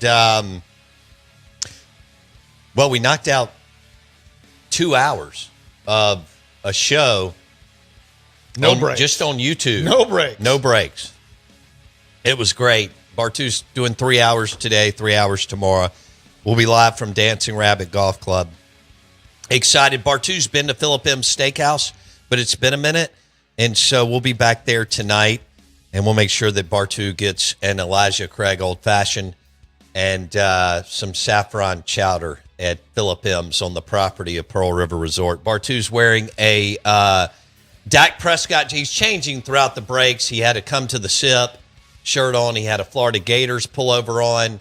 So if you're watching on YouTube, go to Out of Bounds Sports. Bartu's got on a which I forgot we had that jersey, Dak Prescott jersey, and an Out of Bounds, really cool Out of Bounds hat. It is my blue and with orange tint trucker hat. That's a bottle cap. Yeah. It's our bottle cap No, it's hat. a beer cap. Red, white, and blue. It's a beer beer cap. cap. That's right. It's cold Not a beer bottle cap. and some good music on the back patio with some ribs on the grill. That's exactly what it is. Thank you. Bartu on the Farm Bureau Insurance guest line, but he's live with us. Jackson Meadows Straight Funk with us too. We ordered a pizza yesterday, wood-fired pizza from Taste Italian Kitchen. Bomb. For lunch. Jackson went and got Bartu from the airport. I went and met with someone real quick. And then we had a meat lovers pizza from Taste Italian Kitchen, and it was fabulous. Oh, It was yeah. good. It was good. Yeah, that's right. Chef Craig with Taste Italian Kitchen in Ridgeland and Starkville. Okay. What'd you just tell me that you were looking at? Oh, we were talking about coach effect. Right. And so I asked the system, can you give me the worst self-inflicted wound coaching hires? Yes, worst self-inflicted. Right? And what I mean by that is who hired a guy with a bad coach effect at his last stop? Right? Who was bad and they hired him anyways? Right? I mean, so and then on top of that, not only how bad was he worse at your program? So it's been, and I just said power 4. Yeah. Just because I don't need a big old list. Yeah. We're excluding G6 out of everything now. They're out of our playoffs and they're out of our rankings. Okay. But it popped up 6 programs, and 3 of them are connected to the SEC. So let's start with number 6. Yeah, let's start with number 6. I like it. Now this happened pre-SEC, but at his last job, Mac Brown was minus 1.92 games coach effect. And North Carolina hired him anyways, and he dropped a minus 1.14. So he was bad at Texas. I know he won a national title, but folks, look at those last few years. After that national title, just absolutely cratered.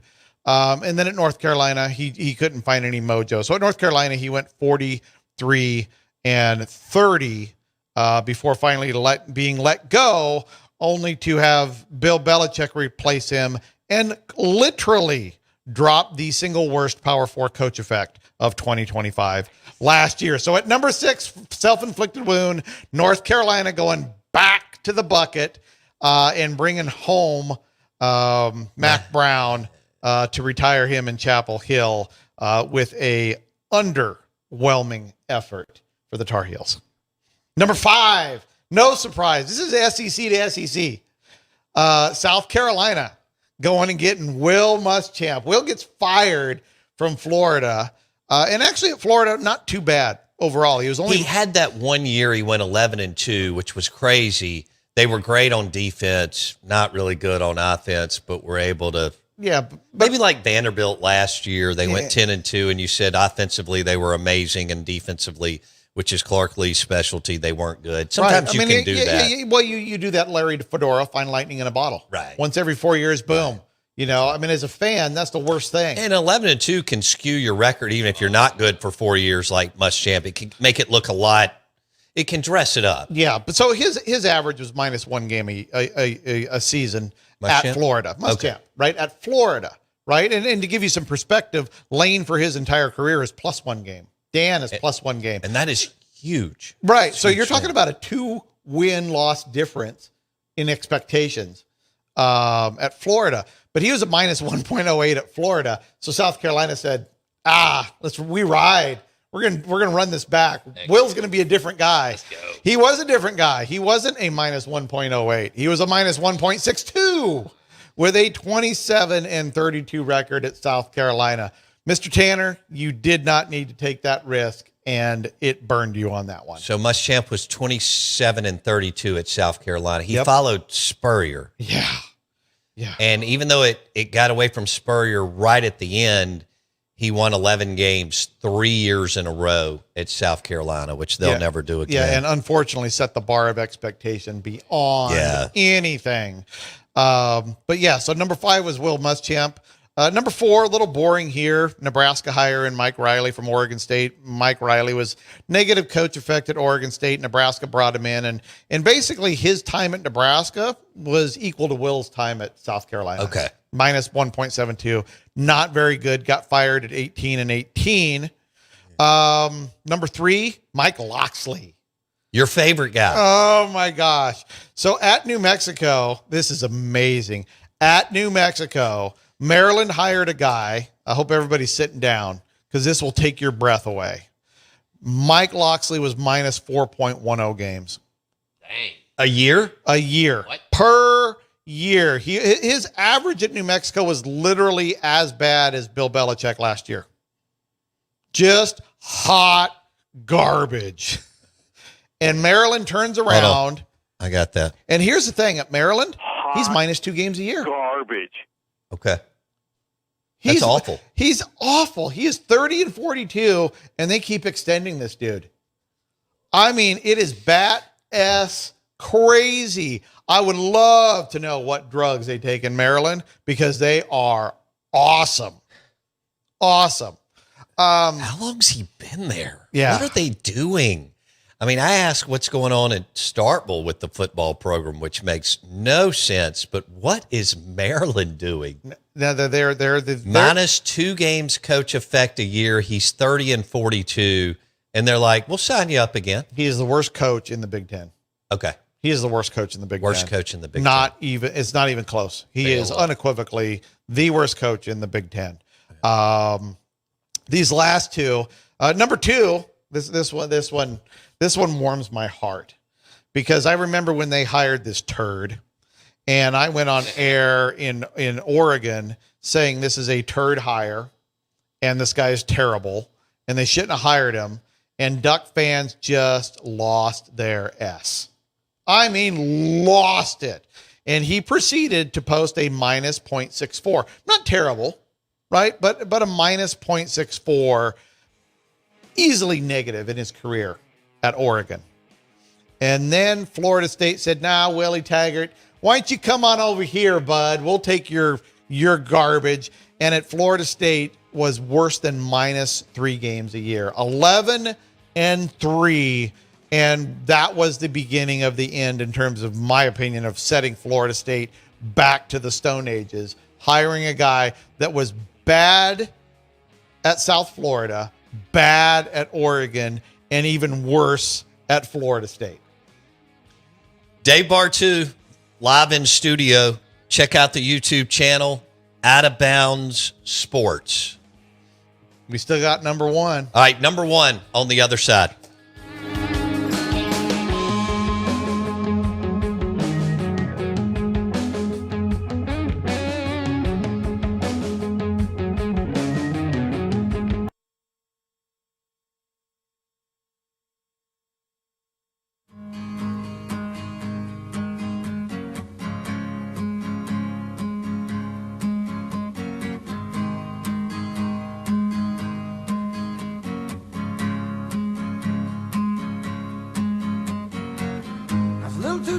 Could've used a few pounds. Tight pants points all renowned. She was a black-haired beauty with big dark eyes and points all her own, sitting way up high.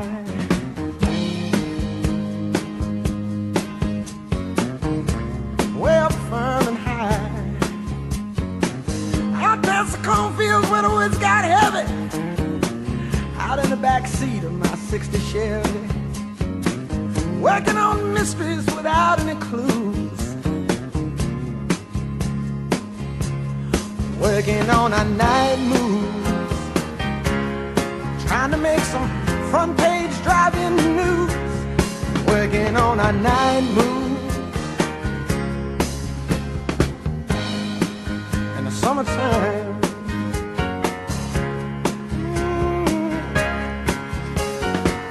In the sweet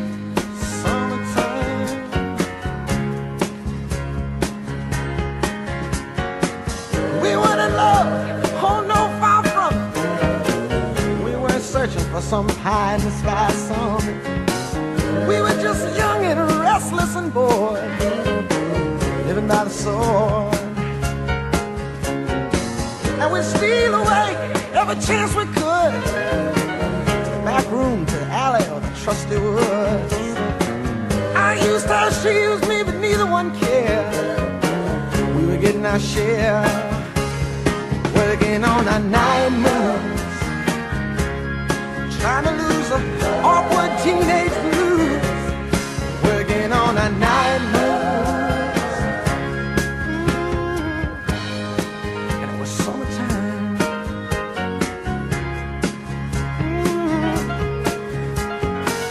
Sweet summertime, summertime.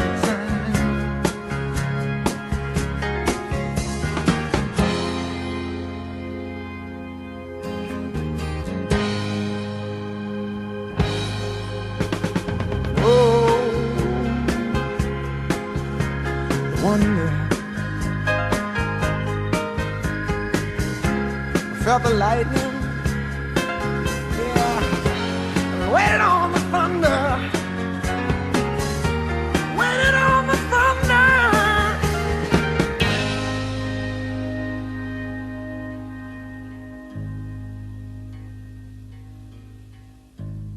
I woke last night to the sound of thunder. How far off I sat and wondered. Started humming a song from 1962. Ain't it funny how the night moves when you just don't seem to have as much to lose? Strange how the night moves with autumn closing in.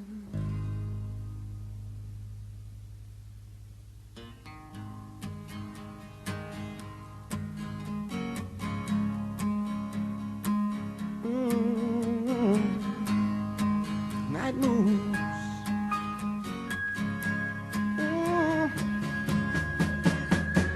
Night moves. Night moves. Yeah.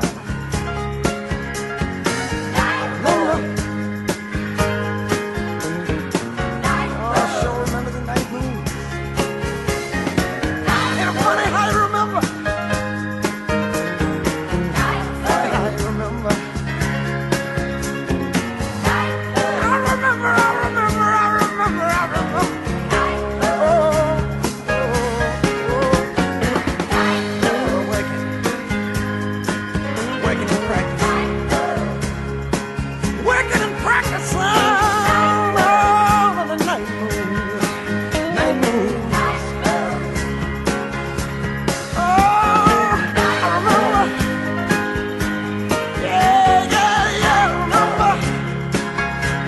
Ooh, I remember. Lord, I remember. Lord, I remember.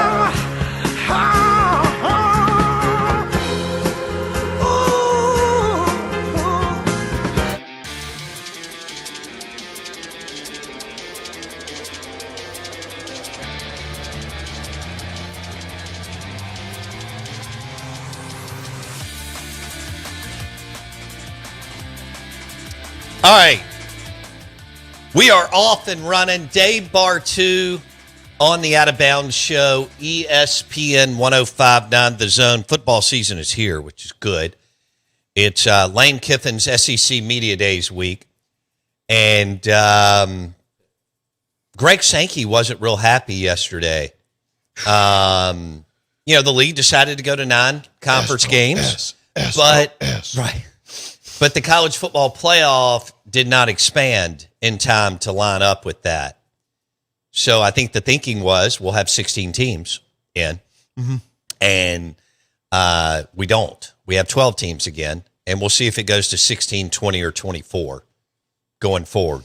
Who knows what Fox and Disney and the Big Ten and SEC are going to agree to. Right. How big is the bag? They're both partners. I mean, it's Fox and I don't know if it's versus each other necessarily because I think they have conference calls all the time and they're cordial and they're negotiating, but it's the SEC and Fox and Disney SEC.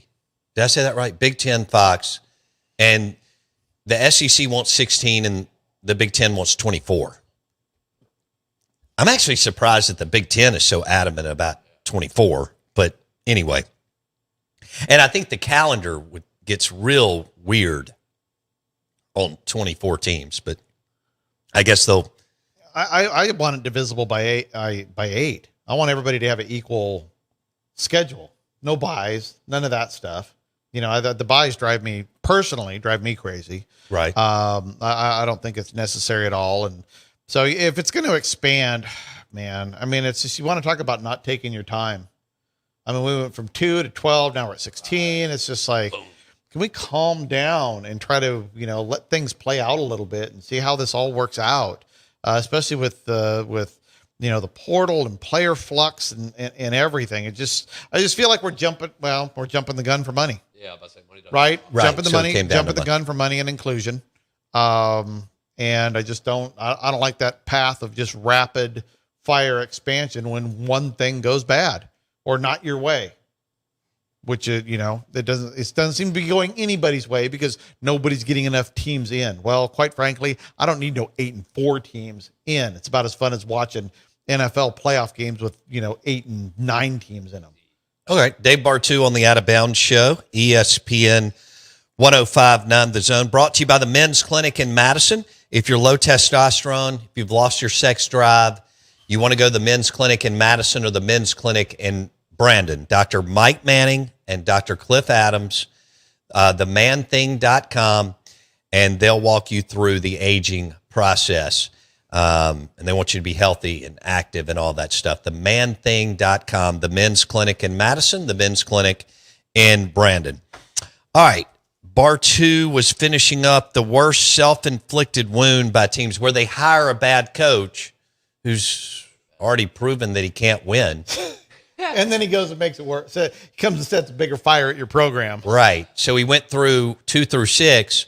Who is the number one worst self-inflicted wound? Come on. We all know, right? We all know It's an SEC team. We knew that going into the segment. But I don't think we realized how bad it was. I didn't even realize it till it just spit it out because they went out and hired a guy that for his career, he was minus 0.98 games. Minus 2 games a year. And that, folks, that's horrific. I mean, that is bottom 15th percentile since 2010. That is a bad coach at minus 2 games a year. Yet, Arkansas went out and hired Chad Morris anyways, and he dropped a minus 4.85 a year. Coach effect. Coach effect. Losing 4 games he shouldn't have. Yeah. He was 4-20. 4-20. So he's 4-20 at Arkansas. Yeah. Overall. Okay. Levy is 7-18. All right. So Chad Morris was 4. He only lasted. Yeah, that's 2 seasons. years. That's 2 seasons. But see, with the thing is minus 188 at SMU. This is a bad guy to begin with. I mean, really, That's right. Really bad. I mean, the only hire that was worse was Mike Loxley at Maryland. I mean, but it literally Arkansas. That is the single biggest self-inflicted coaching hire wound in the last 16 years, and it is just I mean, even when I asked about it, I mean, it just says right here, Chad Morris is the definitive case of how you create a self-inflicted program wound with coaching. That's it. He's a definitive case, and there's just nobody like him. And thank God it was Arkansas, right? Yeah. Okay. So Chad Morris is number 1 worst self-inflicted wound hire since 2010. 2010. Okay. He went 4-20 at Arkansas in 2 years. Let's see what Dexter has to say. And by the way, if you've got a question, we'll do Ask Bar 2. If you have a question, hit us up on the Dancing Rabbit Golf text line, 601-885-3776. Dexter says Chad Morris was style with no substance. Never understood that hire. He was also with no coaching. Jeez. I mean, the guy couldn't coach. And now Dabo just hired him as the OC at Clemson. Something to be truthful though, as an OC, he's had some good years. Okay. He's a much, much better play caller than he is a head coach. Okay. He should never be head coach of anything. Not even your Pee Wee League. All right. It's just not good. Not even 5th and 6th grade football? No. It just can't be good. I love it. I've got one more. But with Clemson, they haven't solved the defensive problem either. Not since Venables, really, right? No, actually, that's when it fell off. You look at when Venables left, the entire program went down a full tier. He promoted from within. Yeah. Which drives you crazy. You were funny last night at dinner. Yeah, and Dabo is trying to... he's trying to justify that the program hasn't slipped because of his record in fourth quarter closing it out. Oh my God. And I want to go. Every FBS coach who's leading in the fourth quarter wins 88% of the time, dude. You're giving us a number that everybody has. Where he has slipped is he has lost control of the football game. He doesn't have good offense and defensive balance. His momentum and game control prior to 2021. When he had peak momentum in a football game from 2010 to 2020, he was 110-1. Damn. He generated peak momentum at the level of Saban and Kirby and Ryan Day. He was absolute, and he closed at their level too. He was absolutely super elite at generating and closing. But since then, it is down about 30%. And so he's down a full, I mean, he's gone from Dabo running with the elites to now he is Dabo with Sark and Brian Kelly and that second tier of head coaches. Okay. All right. Bar 2 on the Out of Bounds show. We got about a minute before we go in our last segment of 24 minutes. Scott from Philly. This is Scott from Philly. Hard to believe somebody is worse than Levy. Hell State. Okay. So there you go. Scott's from where we'll be today. I don't have a comp for Jeff either. I asked the system to give me a comp and just compare 2024, 25 to all coaches, G6, Power 4. Mm-hmm. And there's really nothing out there that it said Tony Sanchez is the closest one because both Tony and Jeff, super struggled 2024, but they made massive improvements in 2025. Jeff was only -1 game coach effect last year, so was Tony. Both of them were -4 the year before. So Charlie Weiss. This is really Where's Tony Sanchez? Ottawa Rough Riders? We'll be back in a second. Bar 2 will answer that question on Jeff Levy.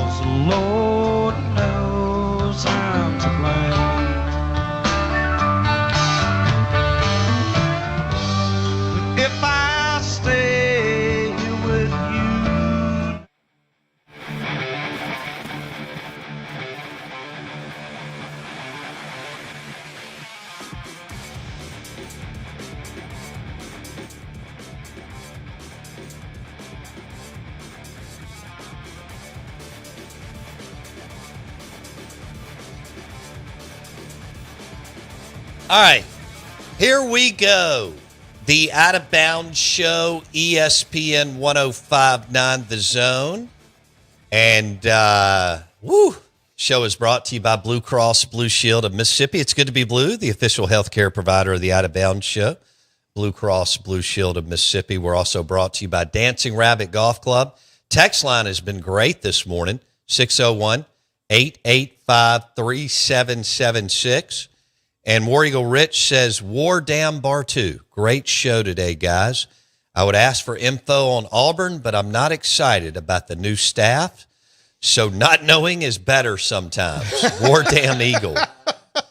Oh, man. All right. Well, thanks. You know something? Actually, we will tomorrow when we're at the Dancing Rabbit, the Golden Moon, we're going to try to get through as many coaching, not just profiles, but projections on win-losses with Coach Effect.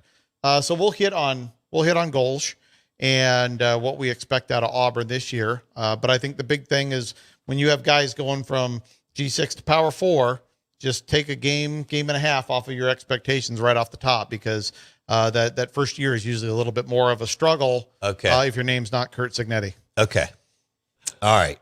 So, Kurt Signetti. Good grief. All right, we're going hot seat now. We're going to take a look at the hot seat. The Out of Bounds Show is brought to you by Eye Care Professionals. If you need cataract surgery, LASIK surgery, routine eye exams, go see Dr. Kirk Jeffries and the team on Lakeland Drive. 2 locations on Lakeland Drive, one in Jackson and one Flowood Belmead. Cataract surgery, LASIK surgery, or you just want to make sure that you've got the right glasses, contacts, prescription. Eye Care Professionals and Dr. Kirk Jeffries' team. All right. So 2026 hot seat. I'm going to let you. Right. And this isn't me. Right. This is not Dave going, who do I think is on the hot seat? Went back to the Coach Effect database and said, okay, start mapping out guys that should be on the hot seat relative to their Coach Effect. Okay. And I said, just focus on guys with experience and or 3 or more years. You know, I'm not interested in Bill Belichick being on there because he was the worst coach in Power 4 last year. Okay. Even though that puts his that puts his foot on the first step of being on the hot seat. But to me, that guy isn't there. But the guys, we just got talked about making self-inflicted wounds. Right. And one of the first guys that popped up is an ideal self-inflicted wound scenario. Scott Frost was horrible at Nebraska. Okay. In fact, the last 10 years, Nebraska has the worst composite coach effect of any Power 4 team. The last 10 years, Nebraska has the worst composite coach effect of any team. You want to talk about fans that have suffered the most the last 10 years performing under talent, it is the Nebraska Cornhuskers. Wow. And Scott Frost was absolutely in the middle of that, yet UCF said, come on back. Let's go try to catch that lightning in a bottle again in the AAC, even though we're not in the AAC anymore. We just went from the number 1 talent in the conference when you were here to the worst. So Frost, right? We know he was bad at Nebraska, but his time at UCF is 2 bad negative coach effect years. Last year was minus 3.32. He was terrible last year. So when Scott Frost was there first, they were in G5. Now they're in the Big 12. Yep. Okay. Right. And when they're there as G5, this goes back to, we talked about like the text saying compare John David Baker to Lane and the talent. Well, right. at UCF, you're talking about the program that had the number 1 talent profile along with Cincinnati in that conference. Guess what? They won all the football games. Now they're both in the bottom 4 in talent in their conferences in the Big 12, and they're losing all their football games. You know, it kind of goes hand in hand. It's really hard to punch above your talent level consistently. You either have to raise the talent, right, or you have to be a really good head coach. Ideally, you do both. We saw Dan raise, high tides raise all ships, right? So we saw the recruiting with Dan come up, win totals came up. Lane, recruiting at Ole Miss comes up, and right now, arguably, they're starting the season a top 10 recruiter. So, Bar2 has something called range-bound recruiting, and most teams don't go up or down more than 4 spots. So they are who they are forever and ever. What Bar2 is referencing is when Dan walked in, Mississippi State was around 37th. 30s, yeah, mid-high 30s, right? Okay. Yeah. And when he left, they were a composite 25th recruiter. That is rare that you break out of that 4 spots up or down. Dan went 10 plus. I think it was 12 or maybe even more. But the bottom line is he moved up recruiting from composite 35 to 38 to 25th. Right. And then Lane took Ole Miss from the high teens, low 20s, into the low teens. And right now, arguably, Pete Golding should be expected to win 10, 11 games with this talent. So, So composite recruiting where Bar2, he said this in our off-air show just on YouTube yesterday. Ole Miss composite recruiting is top 10 if you count the portal and high school. Yeah, when you blend them both and take the best of all that. Okay. So I think Lane has raised the bar, and then he coached it up. Dan raised the bar, right? Then he coached it up. Now a different guy to look at is Stoops at Kentucky. He raised the bar of recruiting.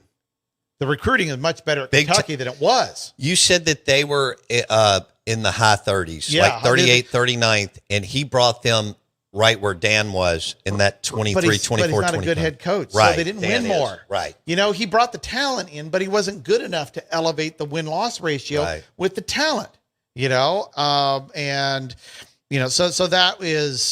that's something you got to look at there. So with Frost at UCF, totally different situation.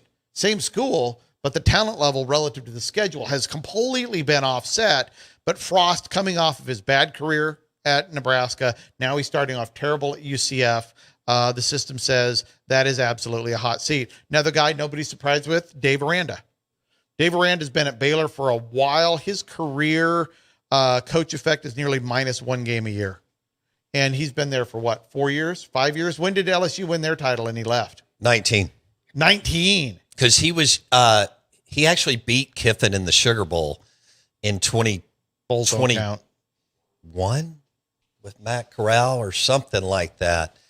Kind of crazy that happened. So Aranda's been there like 6 years. Yeah, so he's going on year 7. Yeah, so we're talking about a guy who's averaging 1 game under replacement, average head coaching for 6 years. Yeah. It's Baylor. Usually that doesn't mean outside of Art Briles, they've never won. Right. It's like Purdue. Outside of Jeff Brom. Yeah.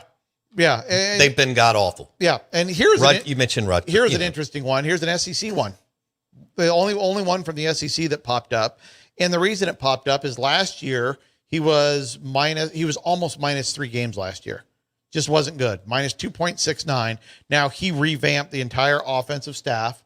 Brought in Kendall Briles, brought in Randy Clements, but Shane Beamer for his entire career is still negative coach effect, albeit it's minus 0.17. But that's basically saying he's just been an average coach relative to the schedule and talent for his entirety at South Carolina. And at South Carolina, that's not good enough. And so the system's saying if we get another minus 1.5, minus 2, minus 2.5, the tide's going to go out too far for him, and that just might be enough to really kick it over. But he upgraded. He's got his best. Mississippi State plays at South Carolina week 3. They also catch South Carolina and Beamer with his best OC-DC pairing since he's been there with Kendall Briles and Clayton White. Yeah, he hasn't been able to get the OC right from the get-go. When he hired Marcus Satterfield, that was the first red flag is you don't know how to hire offense. Right there. Yeah. Oh, goodness gracious. All right, so that was the hot seat. You having fun yet? That was the low end of the hot seat. Levy's on it, but he's not on your computer algorithm of fault or whatever you're on. We have 2 consecutive years of negative coach effect. Right. But we have positive progression. Where are you dead man walking? Was he dead man walking at -4? No, he wasn't. Awful close to it. Okay. Dead man walking is really -5. It's -5, and it's also guys that have previous experience. Okay. Right. He's a rookie. Those guys get a little bit more of a pass there. But the 4 guys on the top of it, Dion. Okay. At Colorado, one of the worst. His worst year was last year. He can't repeat that again. He needs to bounce back bad. He's going to get fired. You know, and a couple of guys. I'm not sure. I'm not sure there. That's true. We'll see. How committed are they really? But I mean, here's, although they're paying him here's your soap opera with Colorado, though. Here's your soap opera with Colorado. Dion hired Brendan Marion as his offensive coordinator. Brendan Marion was head coach at Sac State last year, ran a really good offense for 2 years at UNLV. Brendan wants to be head coach again. Who did Brendan Marion? Yeah. Who did he coach under at UNLV? He had coached under Barry Odom at UNLV. And they went 19-8. Yeah. Is that pretty good? Like that. Oh, it was great. And the offense was really good. And then Sac State hired him. Okay. And then he quit Sac State to become the offensive coordinator at Colorado. But we all know that former head coaches want to be head coaches again. Right. So that's a lion in the den. Two male lions in the den don't live with each other. Doesn't work.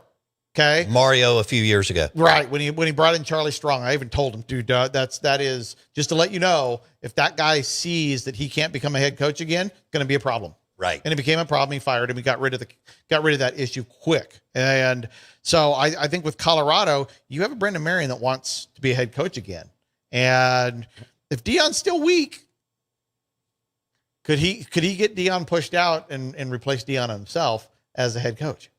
Did he do a good job at Sac State? He's all right. Okay. He's all right. So you're not sure about this guy yet? No, I didn't know. I don't know anything about that. I just know the aspirations and the goals. The top 3, no surprise. Loxley. I mean, he shouldn't even be there. Right. He's terrible. Luke Fickell. Decline. That's at Wisconsin. Yeah, but I think he's going to bounce back this year. Do you? I do think Wisconsin's going to bounce back this year. The tough thing for Luke is I think they just brought in a new AD, and you and I both know what happens when new ADs come in. They want their man. Air quotes. Absolutely. I'm going to go get my guy. Got to go get my guy. Gosh, that never works, it seems like. And then the obvious one, Mike Norvell. Just a massive collapse. Massive collapse. I feel like it was just a minute ago. He was 11-0 going into the last game and loses his quarterback, and they can't get it going. Well, and we're talking about a 2-year collapse. We're looking at -4 point, almost 5 games over the last 2 years.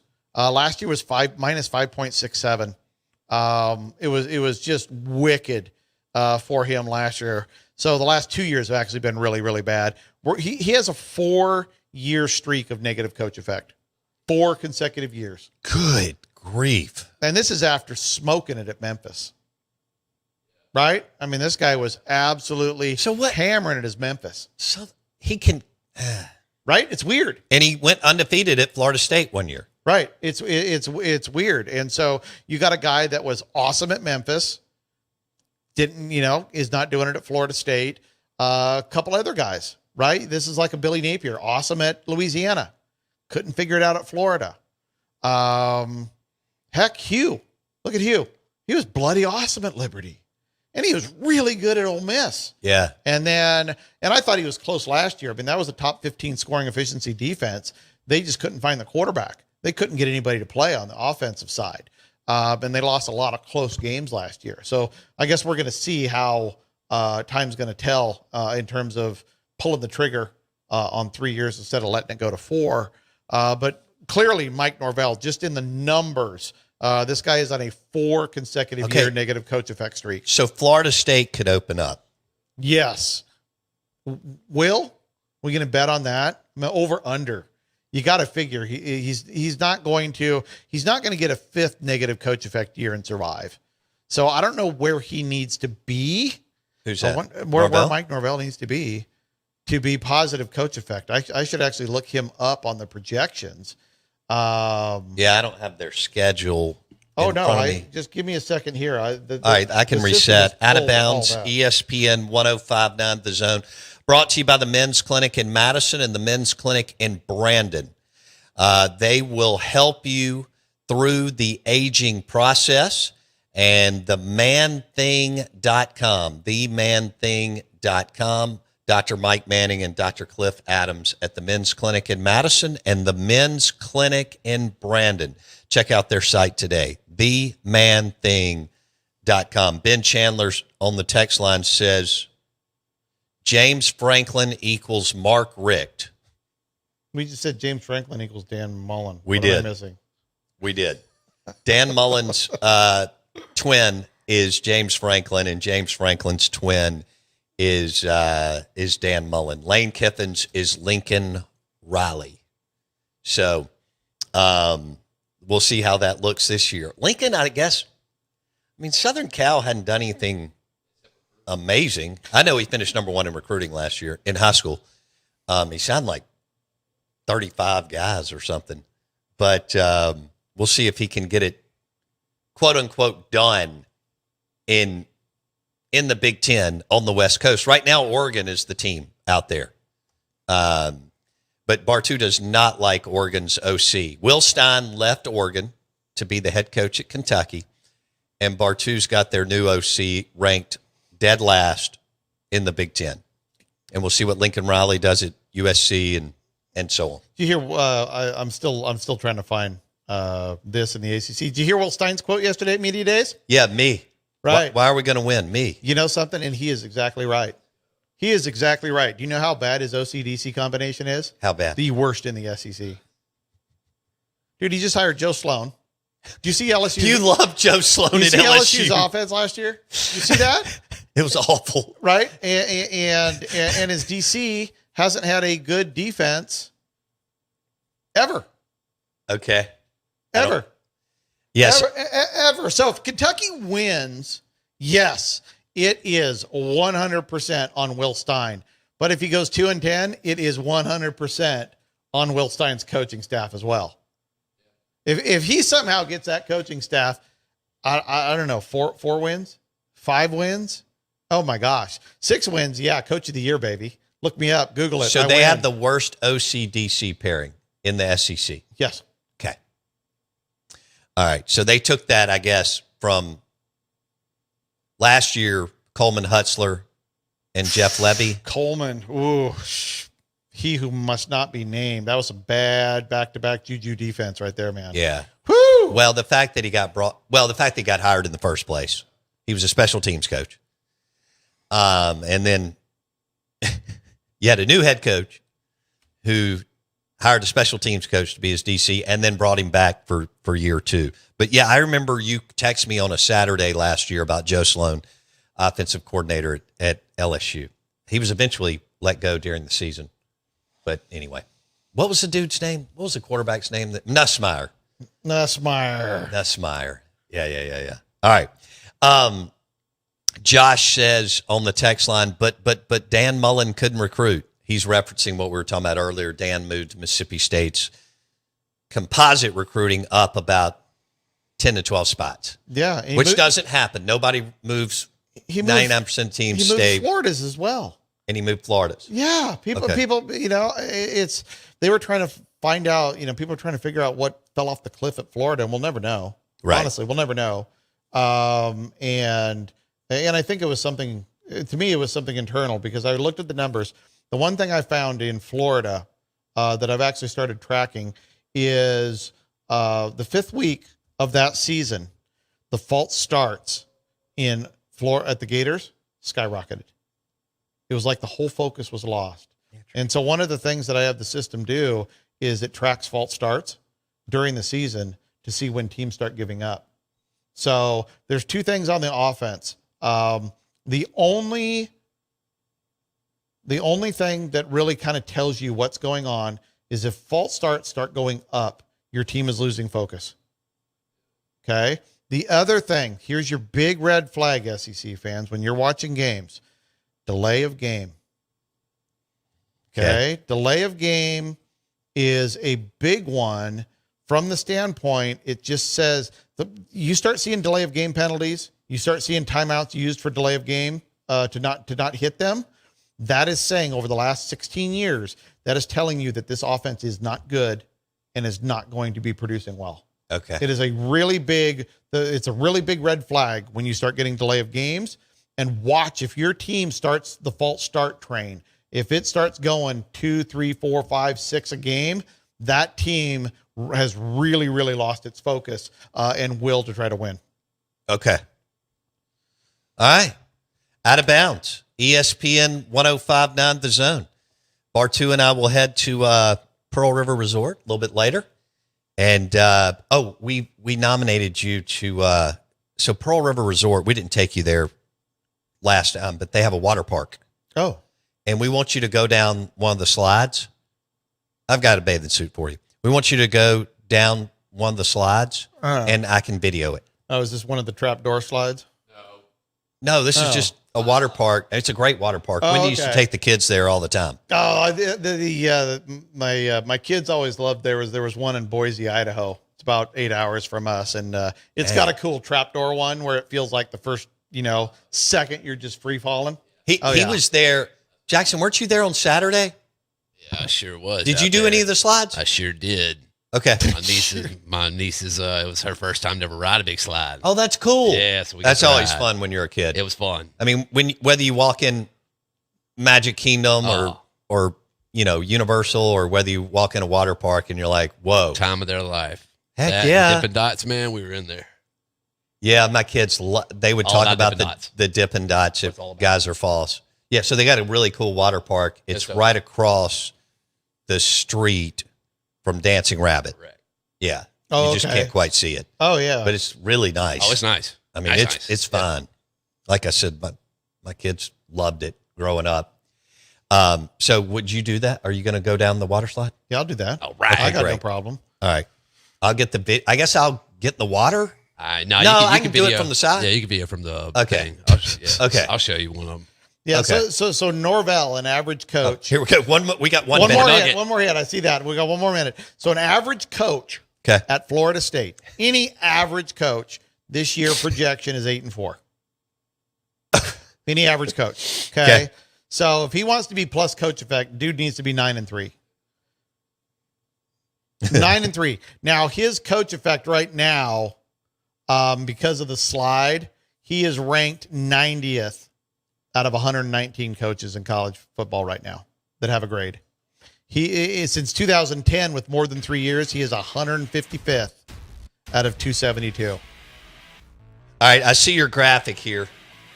And Jeff Levy's ranked 129th out of 132 active coaches. No, it's not. It's 111 out of 119. Come on. No, but your other one is 129 out of the graphic that you sent me. Oh, is it? Yeah. Okay. But we can discuss tomorrow. We'll be live from Dancing Rabbit Golf Club.